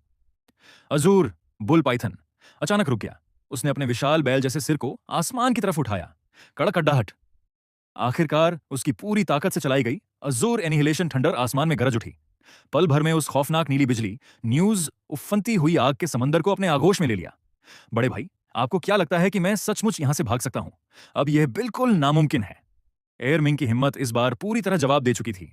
उसने मायूस होकर कहा, मुझे महसूस हो रहा है कि एक अजीब और अद्भुत ताकत ने मुझे पूरी तरह लॉक कर लिया है। उसकी बात खत्म होते ही आसमान से ट्रू सन फायर की अनगिनत किरणें उबल पड़ी। आसमान में चमकता हुआ वह सूरज ट्रू फायर की ताकत में बदलकर सीधे टाइटैनिक जाइंट पर आ गिरा और पलक झपकते ही उसे अपने अंदर निगल लिया। तुरंत ही आसमान में एक विशाल सूरज का परछाई गोला बनकर तैयार हो गया। ऐसा लग रहा था मानो 2 सूरज आपस में जुड़ गए हों या एक सूरज दूसरे को लगातार अपनी विनाशकारी ऊर्जा ट्रांसफर कर रहा हो। यह सूरज की असली अग्नि की ताकत थी। सनसेट, सन शैडो डिसेंट। सूरज की छाया अवतरित होकर दुश्मन को अपने अंदर निगल लेती है, जिससे दुश्मन को सूरज की असली अग्नि कक्षन को वो अग्नि की भयानक जलन सहनी पड़ती है। जब तक दुश्मन की ताकत इस हमलावर से कम होगी, तब तक कोई भी सोल मास्टर या सोल बीस्ट अपने बल पर इससे कभी छूट नहीं सकता और वह अपनी पूरी सोल पावर खत्म होने तक जलकर राख हो जाता है। यह स्किल इविल एट्रीब्यूट वाले जीवों पर दोगुना असर करती है और साथ ही इसमें हेवन बर्निंग का असर होता है, जो हर तरह की जीवन ऊर्जा को भस्म कर देता है। आहा! उस सनसेट के गोले के अंदर से बेइंतहा दर्द से भरी चीखें गूंजने लगीं। इस वक्त टाइटैनिक जाइंट को सूरज की असली अग्नि में जिंदा जलाया जा रहा था। नहीं, एयरमिंग। अजूर बुल पाइथन की आंखें खून से लाल हो गईं। उसने पागलों की तरह दहाड़ते हुए अपनी विशाल पूंछ एक बार फिर हवा में लहराई। अब उसे इस बात की कोई परवाह नहीं थी कि उसकी अजूर एनिहिलेशन थंडर से चेन चांगफेंग मरा या नहीं। वह बिना अपनी जान की परवाह किए सीधे उस सनसेट के रोशनी स्तंभ पर जा टकराया। धड़म! अजूर बुल पाइथन की पूंछ उस सनसेट की परछाई को तोड़ नहीं पाई। उसे लगा मानो उसने अपनी पूंछ किसी अथाह समंदर में दे मारी हो। भले ही उस टक्कर से सुनहरी रोशनी का एक हिस्सा फटकर छितरा गया, लेकिन उससे उस हमले पर कोई असली असर नहीं पड़ा। आसमान से सूरज की रोशनी और तेजी से चमकी और उस फटे हुए हिस्से को पल भर में दोबारा भर दिया। यह हमला खुद को दोबारा ठीक कर रहा है। नामुमकिन। छोटे भाई, हिम्मत मत हारना। अजूर बुल पाइथन पूरी तरह पागल हो चुका था। गूंज! उसने अपनी पूरी ताकत लगाकर उस सूरज की पवित्र अग्नि के गोले पर अपनी जानलेवा टक्कर दे मारी। इस बार सनसेट का गोला सिर्फ एक तरफ से नहीं फटा, बल्कि उसका आधे से ज्यादा हिस्सा बिखर गया। उफ! चेन चांगफेंग के मुंह से अनजाने में ही एक दबी हुई कराह निकल गई। सोल पावर के पलटवार की वजह से उसके होठों के कोने से खून की एक पतली लकीर बह निकली। यह ताकत किसी आम 1 लाख साल के सोल बीस्ट की सीमा से कहीं बाहर थी, भले ही वह अजूर बुल पाइथन ही क्यों ना हो। इसका सिर्फ एक ही मतलब था, यह जीव अब अपनी जिंदगी के रस और बची कुची क्षमता को जलाकर अपनी जान की बाजी लगा रहा था। अजूर बुल पाइथन अपनी जान की आखिरी बाजी खेल रहा था। सनसेट चैन चांगफेंग के शरीर पर बिजली की लकीरें कौंध रही थीं और उसके दिल में थोड़ा गुस्सा जाग उठा। उसकी एक लंबी भयानक गर्जना पूरे पहाड़ों में गूंज उठी। उसने एक बार फिर तुरंत सनसेट हुनर चला दिया, लेकिन इस बार उसने अपने शरीर में समाई उस भयानक बिजली की ताकत का इस्तेमाल किया। पल भर में बिजली की लकीरों से घिरा हुआ एक तीसरा सूरज आसमान से उतरा और उसने पागलों की तरह तड़पते हुए अज़ूर बुल पाइथन को भी अपने अंदर पूरी तरह कैद कर लिया। चैन चांगफेंग की पीठ पर जमे विशाल पंख फैले और वह सीधे नीले आसमान की तरफ उड़ चला। आग की लपटें पूरे घाटी के माहौल पर छा गईं। वह चमकदार आग इतनी भयानक थी कि असली सूरज भी उसके सामने फीका पड़ गया। ऐसा लग रहा था मानो कोई दिव्य भेड़िया सीधे स्वर्ग से जमीन पर उतर आया हो। नहीं, अज़ूर बुल पाइथन ने आसमान की तरफ मुंह करके बेबस गर्जना की। इस पल उसने अपनी सारी ताकत खो दी थी। ट्रू सन फायर की लपटें उसके वजूद को धीरे धीरे भस्म कर रही थीं। खासकर जब उसने देखा कि उसकी अज़ूर एनिहिलेशन थंडर सामने वाले का बाल भी बांका नहीं कर पाई, तो उसका मनोबल पूरी तरह टूट गया। सामने वाला उस बिजली को अपने शरीर के अंदर खींचकर अवशोषित कर रहा था। गूंज! एक राहत और सुकून भरी भेड़िए की दहाड़ पूरे पहाड़ों में गूंज उठी। तांग सांड की फटी रह गई आंखों के सामने आसमान में बादलों की भयानक गड़गड़ाहट शुरू हो गई। उस राक्षस ने एक बार फिर ताकत का नया स्तर हासिल कर लिया था। ये वही जानी पहचानी आसमानी बिजली की परीक्षा थी। अभी कितना ही वक्त बीता था, यह नामुमकिन था। भले ही तांग सांड इस सच को मानने के लिए तैयार नहीं था, लेकिन आंखों के सामने का मंजर साफ कह रहा था कि यह सोल बीस्ट की 2 लाख साल की ट्रिब्यूलेशन थंडर ही थी। इस वक्त पूरे स्टारडॉ जंगल के अंदर अनगिनत सोल बीस्ट्स खौफ से कांपते हुए रोने लगे। यहां तक कि इस भयानक हलचल ने जंगल के सबसे अंदरूनी इलाके में छिपे फेरोशियस बीस्ट को भी चौंका कर रख दिया। चूंकि यह पर्वत श्रृंखला इंसानी दुनिया की सीमा के बेहद करीब थी, इसलिए चाहे स्टारडो जंगल हो या उसे सटा इंसानी इलाका, हर तरफ लोगों को ऐसा लगा मानो दुनिया का अंत आ गया हो। आसमान में 3-3 सूरज लटके हुए थे और उनके बीच में बिजली का एक विशाल बवंडर घूम रहा था। हजारों हजार बिजली की सांप जैसी लकीरें आसमान को चीरती हुई स्टारडॉ जंगल पर तेजी से गिर रही थीं। दोनों बड़े भाई तांगसन पागलों की तरह चीखा, वह दरिंदा इस वक्त अपनी आसमानी बिजली की परीक्षा झेल रहा है। इस मौके का फायदा उठाकर तुरंत बाहर निकलो, मैं तुम्हारी मदद करता हूं। एक भयानक हुंकार के साथ तांग सांड के बाएं हाथ में उसका विशालकाय काला क्लियर स्काई हैमर अचानक प्रकट हुआ। हवा में तेजी से आकार बदलता हुआ वह क्लियर स्काई हैमर सीधे सनसेट के उन दोनों सूरज रूपी प्रकाश स्तंभों की तरफ जा टकराया। Clear sky hammer, random cloak तकनीक। तांग सान, हमारी फिक्र मत करो, अज़ूर बुल पाइथन ने दिल से भावुक होकर दबी आवाज में कहा। आज के बाद हमारी शियावू बहन की जिम्मेदारी तुम्हारे हवाले है। नहीं, मुझे आप दोनों बड़े भाइयों को बचाना ही होगा, भले ही इसके बदले मुझे अपनी जान ही क्यों ना देनी पड़े। तांग सांड चीखा। यह छोटा तांग सांड फिर से अपनी नौटंकी और चालबाजियों में लग गया है। बिजली और लकड़ी के तत्वों के विकास में लगे चेन चांगफेंग ने अपनी भौहें सिकोड़ी। बाएं हाथ में क्लियर स्काई हैमर थामकर पागलों की तरह सनसेट पर वार करते तांग सांड को देखकर उसके दिल में नफरत और बढ़ गई। तांग सांड अपने पास वॉस्ट सी हेवन शेड होने के घमंड में अपनी मनमर्जी चला रहा था। एक 50+ लेवल के सोल किंग की मामूली ताकत से 1 लाख साल पुराने महाराक्षसों को बचाने की कोशिश करना दीवाल से सर फोड़ने जैसा था। लेकिन तांग सांड के लिए यह बात मायने नहीं रखती थी। अहम बात यह थी कि उसने अपनी भावनाओं का नाटक पूरा कर लिया था। 6 साल पुराना वही पैंतरा, वह ठीक वैसा ही नाटक दोहरा रहा था जैसा उसने उस वक्त किया था जब शियाओ वू ने उसके लिए खुद को सैक्रिफाइस किया था। वह अज़ूर बुल पाइथन और टाइटैनिक जाइंट ऐप का दिल जीतकर उन्हें इस मुकाम पर पहुंचाना चाहता था ताकि वे बेबसी में अपनी सोल रिंग्स और सोल बोन्स उसे ही न्योछावर कर दें। तांग सान चाहता है कि ये दोनों इसके लिए खुद को कुर्बान कर दें। सपना देख रहा है, ऐसा हरगिज नहीं होगा। ठीक उसी पल चेन चांगफेंग ने अपनी 2 लाख साल की आसमानी बिजली की परीक्षा सफलतापूर्वक पूरी कर ली। तमाम बिजली की ताकत को उसने अपने शरीर में समेटकर अवशोषित कर लिया था। किसी पेड़ के तने जितनी मोटी बिजली की लकीरें उसके शरीर पर धधकती आग के साथ तैर रही थीं। आसमान में खड़े उस डिवाइन वुल्फ के भयानक रूप को एक नजर देखते ही तांग सान दहल उठा। यह उसकी आत्मा की गहराइयों से उठी एक दहशत और बेबसी थी। यह भेड़िया राजा जरूरत से ज्यादा ताकतवर हो चुका था।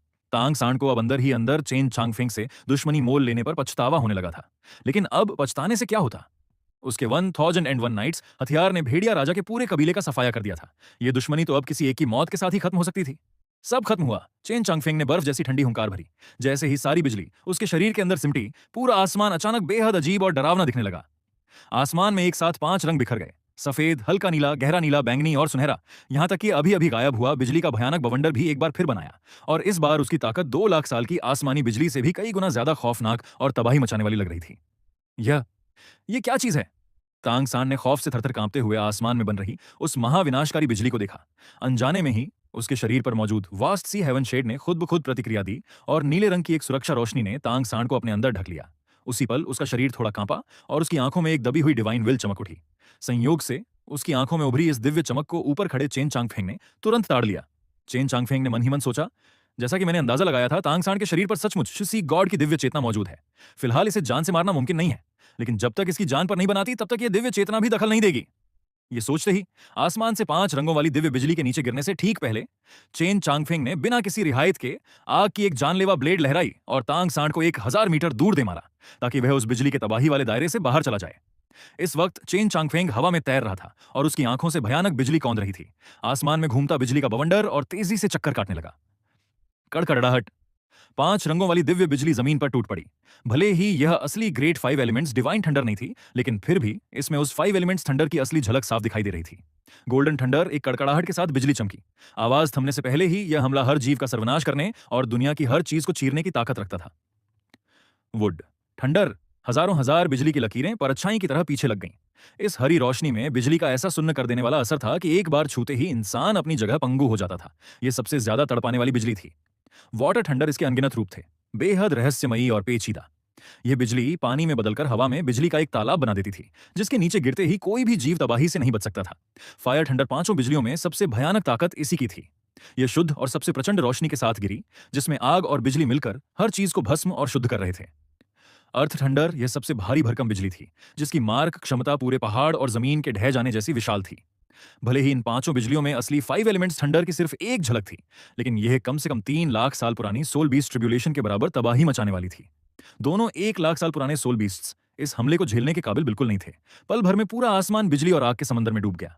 खुद को कुर्बान करने की तैयारी कर रहे अज़ोर बुल पाइथन और टाइटैनिक जाइंट एप को उस अति प्रवाह वाली 5 कलर थंडर और हेवन बर्निंग लपटों ने पूरी तरह निगल लिया। यहां तक कि जब आसमान की धुंध छटी तो उन दोनों जीवों की सांसों और मौजूदगी का नामो निशान तक मिट चुका था। दूर खड़ा तांग सन दहशत में फटा का फटा आसमान देख रहा था। उसका दिल सिर्फ और सिर्फ खौफ से थर थर कांप रहा था। यह भेड़िया राजा इतना ताकतवर हो चुका था कि सोचकर ही उसके रोंगटे खड़े हो जाते थे। उसने अनजाने में ही अपने हाथ में मौजूद वास्ट सी हेवन शेड को छुआ। तांग सांड की आंखों में उम्मीद की एक आखिरी किरण चमकी। शियाओ, वो तुम बस अपने भाई का इंतजार करना, मैं वापस जरूर आऊंगा। तांग सांड एक बार फिर भाग खड़ा हुआ। लगातार 3 बार घोर मायूसी और बेबसी झेलने के बाद आखिरकार तांग सांड ने अपने सारे गुस्से और नफरत को दबाकर पहले सी गॉड आइसलैंड जाकर ट्रेनिंग करने का फैसला किया। अपनी मौजूदा ताकत के दम पर वह चेन चांगफेंग का मुकाबला कभी नहीं कर सकता था, और न ही अपनी पल पल याद आने वाली शियाओ को छुड़ा सकता था। उस खतरे के वक्त जो नीली रोशनी चमकी थी, वह सिर्फ उसकी हिफाजत करने के लिए नहीं थी, बल्कि उसे आगे का रास्ता दिखाने के लिए भी थी। उस महाराक्षस का सामना करने के काबिल बनने का सिर्फ एक ही रास्ता था, और वह था गॉड बनना। दूसरी तरफ चैन चांगफेंग ने तांग सांड का पीछा नहीं किया। अभी अभी मारे गए 1 लाख साल पुराने सोल बीस्ट्स की सोल रिंग्स 1 घंटे के अंदर गायब हो जाने वाली थीं, और वह इस नायाब खजाने को यूं बेकार नहीं होने देना चाहता था। अगले ही पल चेन चांगफेंग ने titanic giant left arm bone और azure bull python right arm bone को उठाया, अबीसल स्वलो स्पेस के दरवाजे को चीरा और उन 1 लाख साल पुरानी सोल रिंग्स को घसीटते हुए उस स्पेस के अंदर दाखिल हो गया। लेकिन जैसे ही उसने स्पेस के अंदर कदम रखा, चेन चांगफेंग की भौहें सिकुड़ गईं। कुछ गड़बड़ है, बीबीदोंग कहां गई? क्या वह भाग निकली? यहां कोई क्यों नहीं दिख रहा? अगले ही सेकंड चेन चांगफेंग की पीठ पर ठंडी हवा का एक झोंका लगा। एक सील बैरियर उसकी पीठ के ठीक पीछे आ चिपकी, जिसने बाहर की दुनिया से जुड़ने वाले सारे रास्ते बंद कर दिए। हफ! दरअसल उस स्पेस में छिपकर भागने की ताक में बैठी बीबीदोंग सीधे उस सुरक्षा सील से टकरा गई थी। फू! भागने में नाकाम रही बीबीदोंग की आंखों में खतरनाक ठंडक कौंध गई। उस सील के रिबाउंड का इस्तेमाल करते हुए उसने सीधे चेन चांगफेंग पर जानलेवा हमला बोल दिया। उड़ने की काबिलियत देने वाले पतले और पारदर्शी 6 बैंगनी पंख उसकी पीठ पर प्रकट हो गए, और उसी पल उसका पोप का त्रिशूल भी सामने आ गया। उड़ने की ताकत और टक्कर के उछाल का पूरा इस्तेमाल करते हुए वह जानलेवा दुश्मनी के साथ सीधे चेन चांगफेंग की पीठ की तरफ झपटी। नीच दरिंदे, आज मैं तुझे जान से मार डालूंगी। कितनी तेज रफ्तार, कितना खौफनाक जानलेवा गुस्सा। चेन चांगफेंग का दिल चौंक उठा। बीबीदोंग इस हालत में भी हमला करने के काबिल कैसे बची थी? यह नामुमकिन है। उधर बीबीदोंग का दिल भी दहल गया। असल में उसने अपने मेंटल इम्यूनिटी हेड बोन की बदौलत अबीसल स्वलो स्पेस की पाबंदियों को आंशिक रूप से तोड़ दिया था और थोड़ी बहुत सोल पावर जमा कर ली थी। उसकी योजना अचानक हमला करके चेन चांगफेंग को धोखे से मार गिराने की थी, लेकिन जो नतीजा निकला उसने बीबीदोंग के होश उड़ा दिए। उसकी जमा की हुई सबसे ताकतवर चाल उस राक्षस के शरीर का बचाव तक नहीं भेद पाई। अभी बीबीदोंग इस भयानक सच के सदमे में ही थी कि चेन चांगफेंग की परछाई उसकी नजर के सामने से ओझल हो गई। जब वह दोबारा सामने आया तो वह ठीक बीबीदोंग के पीछे खड़ा था, और उसकी दोनों हथेलियां एक ऊपर एक नीचे सीधे बीबीदोंग की पीठ और कमर पर टिकी हुई थीं। एक हल्की और नरम ताकत ने बीबीदोंग के शरीर के अंदर के सभी नकारात्मक असर पूरी तरह हटा दिए। उसकी सील हुई सोल पावर धीरे धीरे वापस उसके शरीर में लौटने लगी, और उस दबाव ने उसे आहिस्ता से आगे धकेल दिया। इस एक साधारण सी हरकत से चेन चांगफेंग का पूरा शरीर सिहर उठा। बीबीदोंग की कमर बेहद लचीली, मुलायम और लोचदार थी। छूने पर ऐसा एहसास होता था मानो रुई के गोले को छू लिया हो, या फिर किसी बेहद मजबूत मक्खन जैसी मुलायम चीज को। पहले तो उसने ध्यान नहीं दिया था और न ही इस एहसास का मजा ले पाया था, लेकिन अब जब वह उस छुअन को याद कर रहा था तो उसका एक अलग ही मजा था। उसके नकारात्मक असर को हटाने का मकसद सिर्फ इतना था कि बीबीदोंग आसानी से सोल रिंग्स को अपने अंदर अवशोषित कर सके। भले ही चेन चांगफेंग का मन इस वक्त उसे एक बार फिर सबक सिखाने का हो रहा था, लेकिन सोल रिंग्स के गायब होने का वक्त करीब था, इसलिए उसके पास फालतू वक्त नहीं था। चेन चांगफेंग ने बिना किसी जल्दबाजी के आहिस्ता से अपनी उंगली आगे बढ़ाई, जो सीधे हमला करने की कोशिश कर रही बीबीदोंग के माथे पर जा लगी। टिंग! एक हल्की सी आवाज गूंजी। अपनी ताकत वापस हासिल कर चुकी बीबीदोंग का शरीर अचानक किसी सुई चुभे गुब्बारे की तरह हो गया। उसकी पूरी जमा की हुई सोल पावर पल भर में शरीर से बाहर निकलकर हवा में बिखर गई। उफ! बीबीदोंग के मुंह से एक दबी हुई कराह निकली और उसके शरीर की पूरी ताकत खत्म हो गई। अपनी ही गति की वजह से वह सीधे जाकर चेन चांगफेंग के सीने से टकरा गई। उस मुलायम और बेहद लचीले योद्धाओं का एहसास होते ही चेन चांगफेंग ने आदत के मुताबिक बीबीदोंग के कंधों के जोड़ों को थाम लिया। इसकी शारीरिक बनावट कितनी कमाल की है। चेन चांगफेंग को लगा कि उसकी उंगलियां कंधों के अलावा भी कुछ खास एहसास छू रही थीं। उसका दिल किया कि सब कुछ शांत करके एक बार फिर से शुरुआत करे, क्योंकि पिछली बार तो सब कुछ मजबूरी में हुआ था। ठीक वैसे ही जैसे किसी ने बिना स्वाद लिए जल्दबाजी में कोई नायाब फल खा लिया हो। मुझे छोड़ो! बीबीदोंग घबराकर चीखी और उसने झटके से खुद को पीछे धकेल लिया। वह लगातार कई कदम पीछे हटी। उसकी छाती तेजी से ऊपर नीचे हो रही थी। वह नफरत और डर भरी नजरों से चेन चांगफेंग को घूरते हुए बोली, तुम आखिर चाहते क्या हो? मुझे मार क्यों नहीं देते? तुम्हें मार दूं? मैं इतना बेवकूफ नहीं हूं जो ऐसा नायाब खजाना गंवा दूं। चेन चांगफेंग के होठों पर एक शरारती मुस्कान तैर गई। उसने एक झटके में बीबीदोंग को दोबारा खींचकर अपनी बाहों में भर लिया और दीवानगी भरी मुस्कान के साथ कहा, तुम अब इस राजा की औरत हो। याद रखना, आगे से अपना थोड़ा ख्याल रखा करो। तुम पागल हो गए हो क्या? बीबीदोंग कांप उठी। वह डर और शर्म के मारे गुस्से में उबलती हुई उस दरिंदे की अनचाहियों छुअन को महसूस करते हुए वह पागलों की तरह खुद को छुड़ाने के लिए तड़पने लगी। तुम सिरफिरे इंसान नहीं, एक घिनौने विकृत जानवर हो। लेकिन उसकी यह तड़प पूरी तरह बेअसर थी। इस अबीसल स्वॉलो स्पेस के अंदर चेन चांगफेंग का पूरा मालिकाना हक था। वह जब चाहे किसी के भी मार्शल सोल्स को सील कर सकता था और जब चाहे खोल सकता था। यहां किया गया कोई भी विरोध महज एक मजाक बनकर रह जाता था। सोचिए, वह स्पिरिट हॉल की महान और रोबीली सुप्रीम पोप थी और आज एक जंगली सोल बीस्ट के हाथों इस तरह बेबस होकर जलील हो रही थी। एक वक्त था जब बीबीदोंग बदला लेने की आग में जल रही थी, लेकिन इस पल उसके अंदर जीने की इच्छा ही खत्म हो गई और उसका मन किया कि वह यहीं अपनी जान दे दे। लेकिन चेन चांगफेंग उसे इतनी आसानी से मरने देने वाला नहीं था। वह बीबीदोंग के बदलते जज्बात और मानसिक स्थिति को अच्छी तरह समझ रहा था और उसे पता था कि कब रुकना चाहिए। भले ही उसका मन अभी पूरी तरह नहीं भरा था, लेकिन उसने तुरंत अपने हाथ पीछे खींच लिए। अगले ही पल बीबीदोंग की फटी रह गई आंखों के सामने चेन चांगफेंग ने अपने हाथ के एक इशारे से दो लाल रंग की 1 लाख साल पुरानी सोल रिंग्स को उस स्पेस के अंदर ला खड़ा किया। 1 लाख साल पुरानी सोल रिंग्स की खौफनाक और अद्भुत आभा पल भर में पूरे स्पेस में छा गई। हिस्क! बीबीदोंग के मुंह से ठंडी सांस निकल गई। उसकी आंखों में बेइंतहा सदमा, हैरानी और अविश्वास साफ झलक रहा था। उसके ठीक सामने हवा में तैरती दो लाल रंग की 1 लाख साल पुरानी सोल रिंग्स उसके लिए किसी ख्वाब जैसी लग रही थीं। 1 लाख साल की सोल रिंग्स! बीबीदोंग की आंखें सिमट गईं, यहां तक कि वह अपना विरोध और तड़पना भी भूल गई। उसके कांपते होठों से आवाज निकली, तुमने तुमने सचमुच उन दोनों 1 लाख साल पुराने जीवों को मार डाला? इस दुनिया में अगर तुम्हें मुझे मारना है तो तुम्हारे पास पहले खुद को साबित करने जितनी ताकत होनी चाहिए। चेन चांगफेंग ने मुस्कुराते हुए आहिस्ता से बीबीदोंग को आजाद कर दिया। फिर एक रहस्यमयी मुस्कान के साथ उस स्पेस से बाहर निकलते हुए बोला, यह स्पेस ठीक 3 दिनों के अंदर खुद ब खुद गायब हो जाएगा।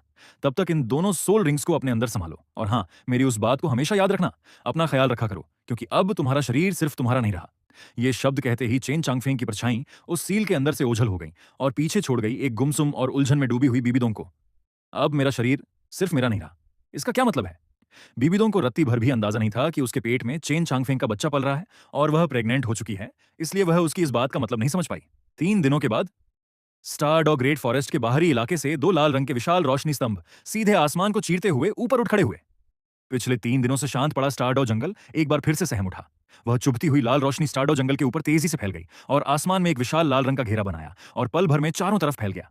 उस लाल रोशनी के दायरे में आने वाली हर चीज खून जैसे गाढ़े लाल रंग में रंग गई। उस खौफनाक ताकत की हलचल ने वहां आसपास छानबीन कर रहे स्प्लिट हॉल के एल्डर्स को भी चौंका दिया। 1 लाख साल पुराने सोल बीस्ट की आभा! क्रिसैंथेमम डॉलुओ ने उस लाल रोशनी की तरफ घबरा कर देखा।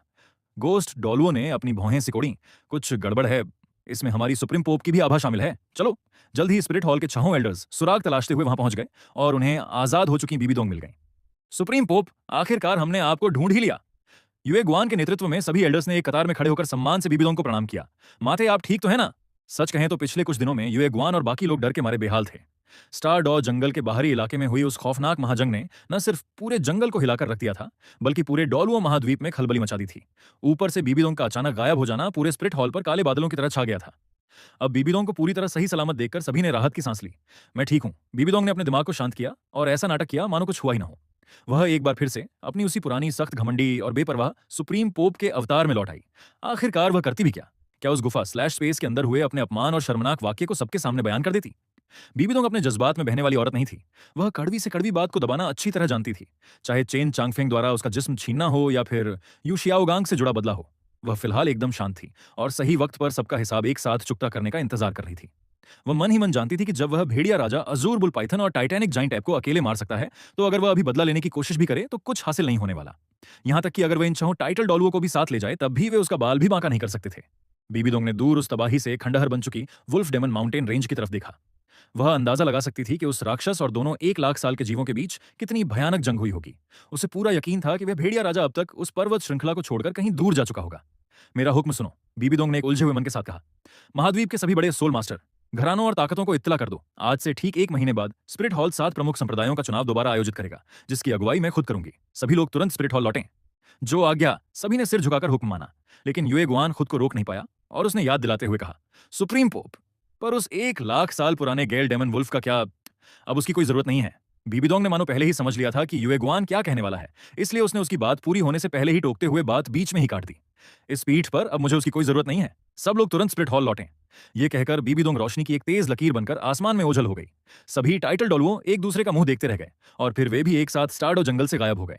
उधर स्टार्डो जंगल के गहरे अंदरूनी इलाके में, जहां चारों तरफ ऊंची ऊंची पर्वत श्रृंखलाएं फैली थीं, एक 70,000 साल पुराना 3 आई टाइगर एक लड़की के कदमों में बेजान पड़ा हुआ था।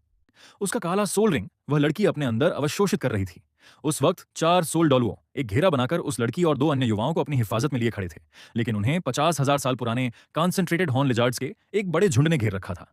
उन इंसानों की आंखों में घबराहट और बेबसी का खौफ साफ दिख रहा था। ये लोग कौन थे?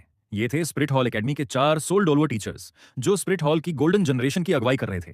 आमतौर पर सोल रिंग्स के शिकार के लिए खुद बीबी दोंग उनके साथ आया करती थी, लेकिन हाल ही में सुप्रीम पोप अचानक गायब हो गई थी और स्पिरिट हॉल के कई टाइटल डोलुओ भी स्पिरिट हॉल में मौजूद नहीं थे। चूंकि हुलियाना को अपने छठे सोल रिंग के लिए कम से कम 50,000 साल से ऊपर के ताकतवर सोल बीस्ट की जरूरत थी, और ऐसे शक्तिशाली जीव सिर्फ स्टार्डो जंगल के मुख्य अंदरूनी इलाके में ही पाए जाते थे। इसलिए हुलियाना को एकेडमी के टीचर्स से मदद मांगनी पड़ी। साथ ही उसके अंदर इतनी हिम्मत भी नहीं बची थी कि वह दोबारा बीबीतों के सामने जाकर मदद की गुहार लगा सके। स्लॉटर सिटी से लौटने के बाद बीबीतों की मदद से अपनी रूह को पाक साफ करके हुलियाना की सोल पावर 59वें लेवल तक पहुंच चुकी थी, जिसने उसके बड़े भाई को भी पीछे छोड़ दिया था। वह गोल्डन जनरेशन की प्रमुख बन चुकी थी और उसे स्प्लिट हॉल की होली लेडी तथा सुप्रीम पोप की पहली उत्तराधिकारी घोषित कर दिया गया था। उसी दौरान स्प्लिट हॉल को शियाओवू के ठिकाने का पता चला था। बीबी दोंग उस 1 लाख साल के जीव की सोल रिंग और सोल बोन हुलियाना को ही सौंपना चाहती थीं। उन्होंने क्रिसेंथेमम डोलुओ और गोस्ट डोलुओ के साथ 70वें लेवल से ऊपर के 20 कार्डिनल बिशप्स और गोल्डन जनरेशन की टीम को शियाओवू को जिंदा पकड़ने के लिए स्टारडॉ जंगल भेजा था। लेकिन अफसोस, प्यार के अंधेपन में अंधी हुलियाना पर तांगसान का भूत ऐसा सवार हुआ कि तांगसान ने उसे बुरी तरह उल्लू बना दिया। अंत में शियाओवू ने तांगसान के लिए खुद की बलि दे दी और इसके साथ ही स्प्लिट हॉल का वह पूरा मिशन पूरी तरह नाकाम हो गया। स्प्लिट हॉल लौटने के बाद हुलियाना ने दोनों डोलुओं और अपने भाई शियायुए के रोकने के बावजूद सीधे जाकर बीबीदोंग के सामने अपना गुनाह कबूल किया।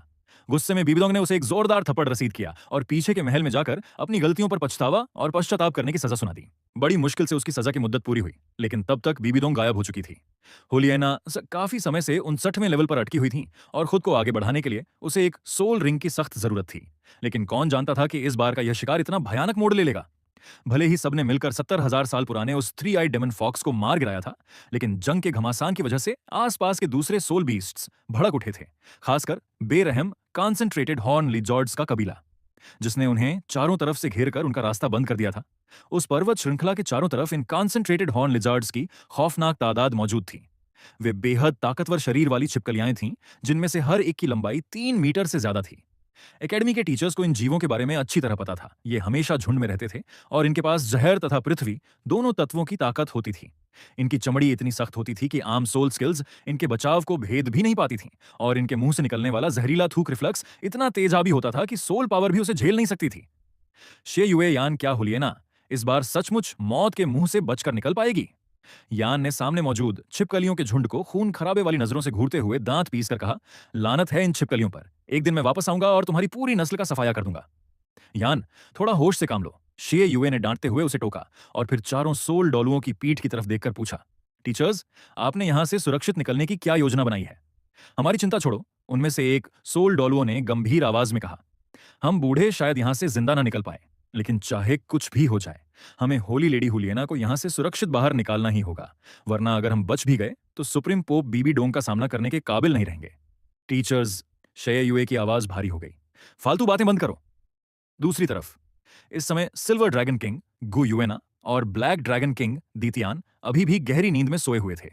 अजोर बुल पाइथन और टाइटैनिक जाइंट ऐप के सफाई के बाद, जब तक कोई बाकी के 5 ग्रेट फेरोज बीस्ट्स के इलाकों में पंगा न ले, तब तक लेक ऑफ लाइफ पूरी तरह से चेन चांगफेंग और उसकी टोली का साम्राज्य बनने वाला था। लेक ऑफ लाइफ के अंदर खुद अपार जीवन ऊर्जा भरी हुई थी। अगर कोई सोल बीस्ट इसके किनारे साधना करे तो उसकी उम्र और ताकत बढ़ने की रफ्तार कई गुना तेज हो जाती थी। यही वजह थी कि इस लेक ऑफ लाइफ के आसपास हमेशा 1 लाख साल या उससे भी ज्यादा उम्र के ताकतवर सोल बीस्ट्स का जन्म होता आया था, और ये जीव यकीनन शक्तिशाली होते थे। लेकिन यह जगह लियू एरलोंग और बाई चेनशांग को ठहराने के लिए भी सबसे मुफीद थी। इस वक्त वे दोनों झील में मछलियां पकड़ रही थीं, जबकि चेन चांगफेंग एक विशाल चट्टान पर बैठा हुआ निंग रोंगरोंग और जू जुकिंग को अपनी बाहों में समेटे धूप का आनंद ले रहा था। बीच बीच में वह उनके पेट को सहलाकर गर्भ में पल रहे बच्चों की स्थिति महसूस कर रहा था। श्याओ वो भी प्यार से उसके ऊपर चिपकी हुई थी। यह सचमुच उस भेड़िया राजा की जिंदगी का सबसे हसीन और शानदार पल था। अचानक चेन चांगफेंग ने झटके से अपनी आंखें खोलीं। पास में ही इंसानों की मौजूदगी का एहसास हुआ था। वह इतनी तेजी से उठा कि शियाओ वो नीचे गिरते गिरते बची, लेकिन उसने सही वक्त पर उसकी पतली कमर थाम ली। भेड़िया राजा, क्या हुआ? निंग रोंगरोंग ने घबराकर पूछा। जू जुकिंग भी नींद से चौंक कर उठी और उसने घबराहट में चेन चांगफेंग का हाथ कसकर थाम लिया। ऐसा लगता है कि दूर कहीं जंग चल रही है। चेन चांगफेंग ने अपनी भौहें सिकोड़ी और अपनी खौफनाक आध्यात्मिक ताकत को चारों तरफ फैला दिया। स्टार डॉ जंगल के इस मुख्य अंदरूनी इलाके में पंगा लेने वाले कोई मामूली सोल मास्टर्स तो हो नहीं सकते थे। जैसे ही उसकी आध्यात्मिक ताकत ने उस इलाके को ढका, चेन चांगफेंग की आंखों में एक चमक आ गई। हुलियना, अरे वाह, ये तो बेहद दिलचस्प हो गया। इसे कहते हैं ढूंढने जाओ तो रास्ता न मिले और किस्मत खुद चलकर दरवाजे पर आ खड़ी हो। मैं तो यही सोच रहा था कि इंसान का रूप धारण करने से पहले इस जंगल में तुम लोगों को ढूंढने का मौका कैसे बनाऊं और तुम सब खुद ही शिकार बनने चले आए। ऐसा लगता है कि ये स्प्रिट हॉल की गोल्डन जनरेशन के लोग हैं, शे युए, हुलियना और यान। चायना चांगफेंग ने मुस्कुराते हुए कहा। स्प्रिट हॉल, हुलियना, निंग रोंगरोंग और जू जू किंग ने एक दूसरे की तरफ देखा। स्प्रिट हॉल के साथ अपनी पुरानी दुश्मनी और नफरत को याद करते हुए दोनों के मन में एक सुकून भरा एहसास जगा। झूझू चिंग के चेहरे पर एक हल्की सी लाली छा गई। उसने शर्माते हुए कहा, भेड़िया राजा, क्या तुम जाकर हुलियना को पकड़कर नहीं लाओगे? चेन चांगफेंग ने अपनी भौहें उठाईं और झूझू चिंग के पेट पर हाथ फेरते हुए बोला, अरे वाह, आज इतनी समझदारी कैसे दिखा रही हो? वह बात ये नहीं है।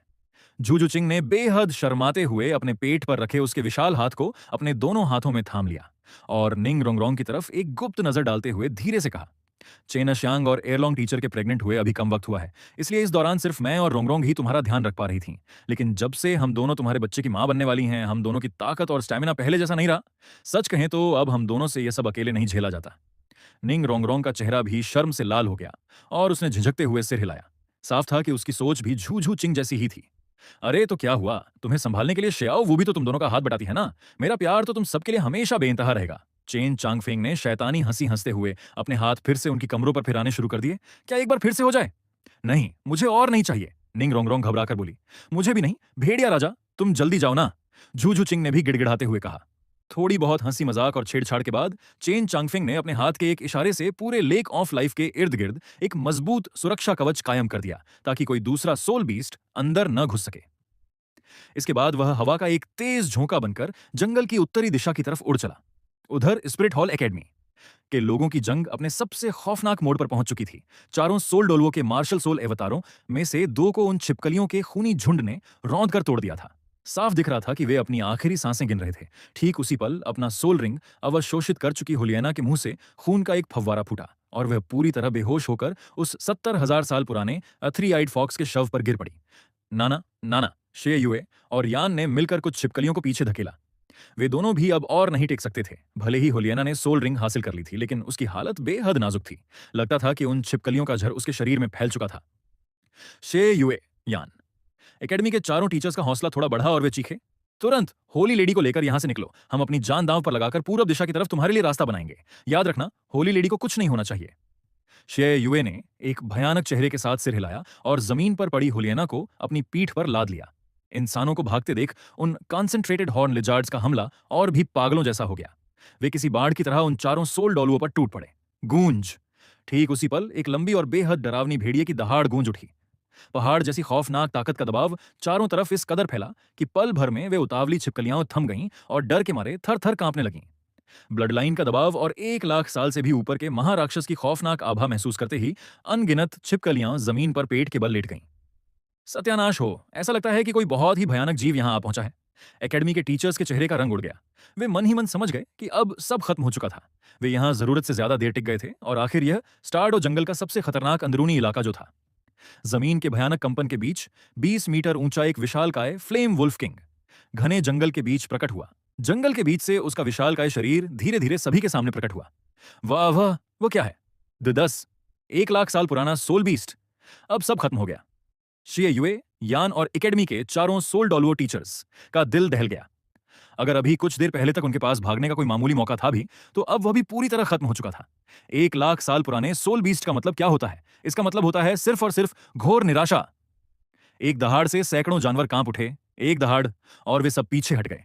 स्प्रिट हॉल एकेडमी के चारों टीचर्स हैरान और उलझन में पड़ गए। यह विशाल आग का भेड़िया आखिर करना क्या चाहता था? से युए, आज मैं यहां से जिंदा वापस नहीं जाने वाला। तुम्हें हर हाल में नाना को यहां से सुरक्षित ले जाना होगा। किसी के कुछ समझने या संभलने से पहले ही यान अचानक आगे की तरफ झपटा।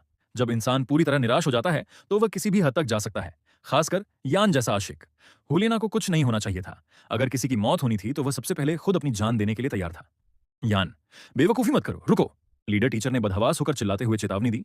ऐसा लगता है कि इस आग के भेड़िए में कोई दुश्मनी या मारने की नीयत नहीं है। लेकिन बहुत देर हो चुकी थी। इस वक्त यान एक तोप के गोले की तरह चेन चांगफेंग की तरफ लपक चुका था। चौथी सोल स्किल, खौलता लावा। यान की चौथी सोल स्किल तुरंत एक्टिवेट हो गई। जैसे ही उसने यह हमला किया, चेन चांगफेंग के पैरों के नीचे की पूरी जमीन एक विशाल धधकते हुए लावे के समंदर में बदल गई। यह नजारा बेहद खौफनाक और डरावना था। जमीन दहल उठी और ठीक उसी पल जब लावा उबल रहा था, यान ने अपनी 5वीं सोल स्किल के लिए ताकत बटोर ली। 5वीं सोल स्किल, फ्लाई किल वाइल्ड स्वेलो। अगले ही पल चेन चांगफेंग के चारों तरफ और पैरों के नीचे से आग तथा मिट्टी के अनगिनत चमकदार खंभे तेजी से ऊपर उठे।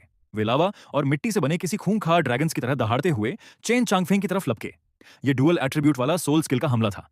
जी हां, भले ही यान का मार्शल सोल फ्लेम लॉर्ड था और देखने में आग ही उसका सबसे बड़ा हथियार लगती थी, लेकिन असलियत में आग के साथ साथ उसकी पृथ्वी एट्रीब्यूट की ताकत भी उतनी ही भयानक थी। और उसकी यह चाल फ्लाई किल वाइल्ड स्वैलो मिट्टी और आग के मेल से बनी एक ऐसी सोल स्किल थी जिसकी मारक क्षमता साधारण आग से कहीं आगे बढ़कर किसी सोल डॉलुओ स्तर के हमले का मुकाबला कर सकती थी। बेवकूफ कहीं का, चेन चांगफेंग ने एक ठंडी हुंकार भरी और अपने विशाल भेड़िए वाले पंजे को जमीन पर जोर से दे मारा। धड़ाम! एक भयानक धमाका हुआ और इस बार सचमुच जमीन फट गई। उसके पैरों के नीचे का सारा लावा टूटकर बिखर गया और हवा में लहराती व रंगीन फ्लाई किल वाइल्ड स्वैलो की ताकत प्रचंड आग के तूफान की हवा में उड़कर गायब हो गई। आग की लपटें हवा में बिखर गईं।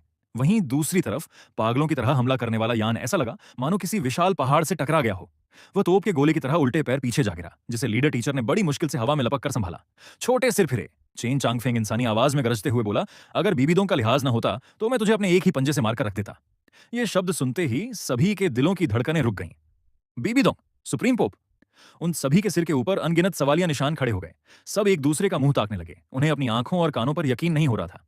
श्रीमंत, महाराक्षस, स्प्रिट हॉल एकेडमी का लीडर सोल डोलुओ घबराते हुए बोला, क्या क्या आप हमारी सुप्रीम पोप को जानते हैं? सच कहें तो उसका दिल बैठा जा रहा था। सुप्रीम पोप, भला इतने खौफनाक और ताकतवर सोल बीस्ट को कब से जानती थी, और इसने उन्हें अभी तक मार क्यों नहीं गिराया था? हुलियाना बस मरने ही वाली है ना? चेन चांगफेंग ने उसके सवाल का जवाब देने के बजाय बेरुखी से कहा, अगर तुम लोग इस वक्त अपनी पूरी ताकत लगाकर भी स्टारडो जंगल से बाहर निकलने की कोशिश करोगे, तब भी तुम्हें कम से कम 10 से 12 दिन लगेंगे। और उसके शरीर में फैला यह जहर उसे उतने दिनों तक जिंदा नहीं रहने देगा। उसे मेरे हवाले कर दो, शायद मैं उसकी जान बचा लूं और इसी बहाने बीबी दोंग को एक जवाब भी मिल जाएगा।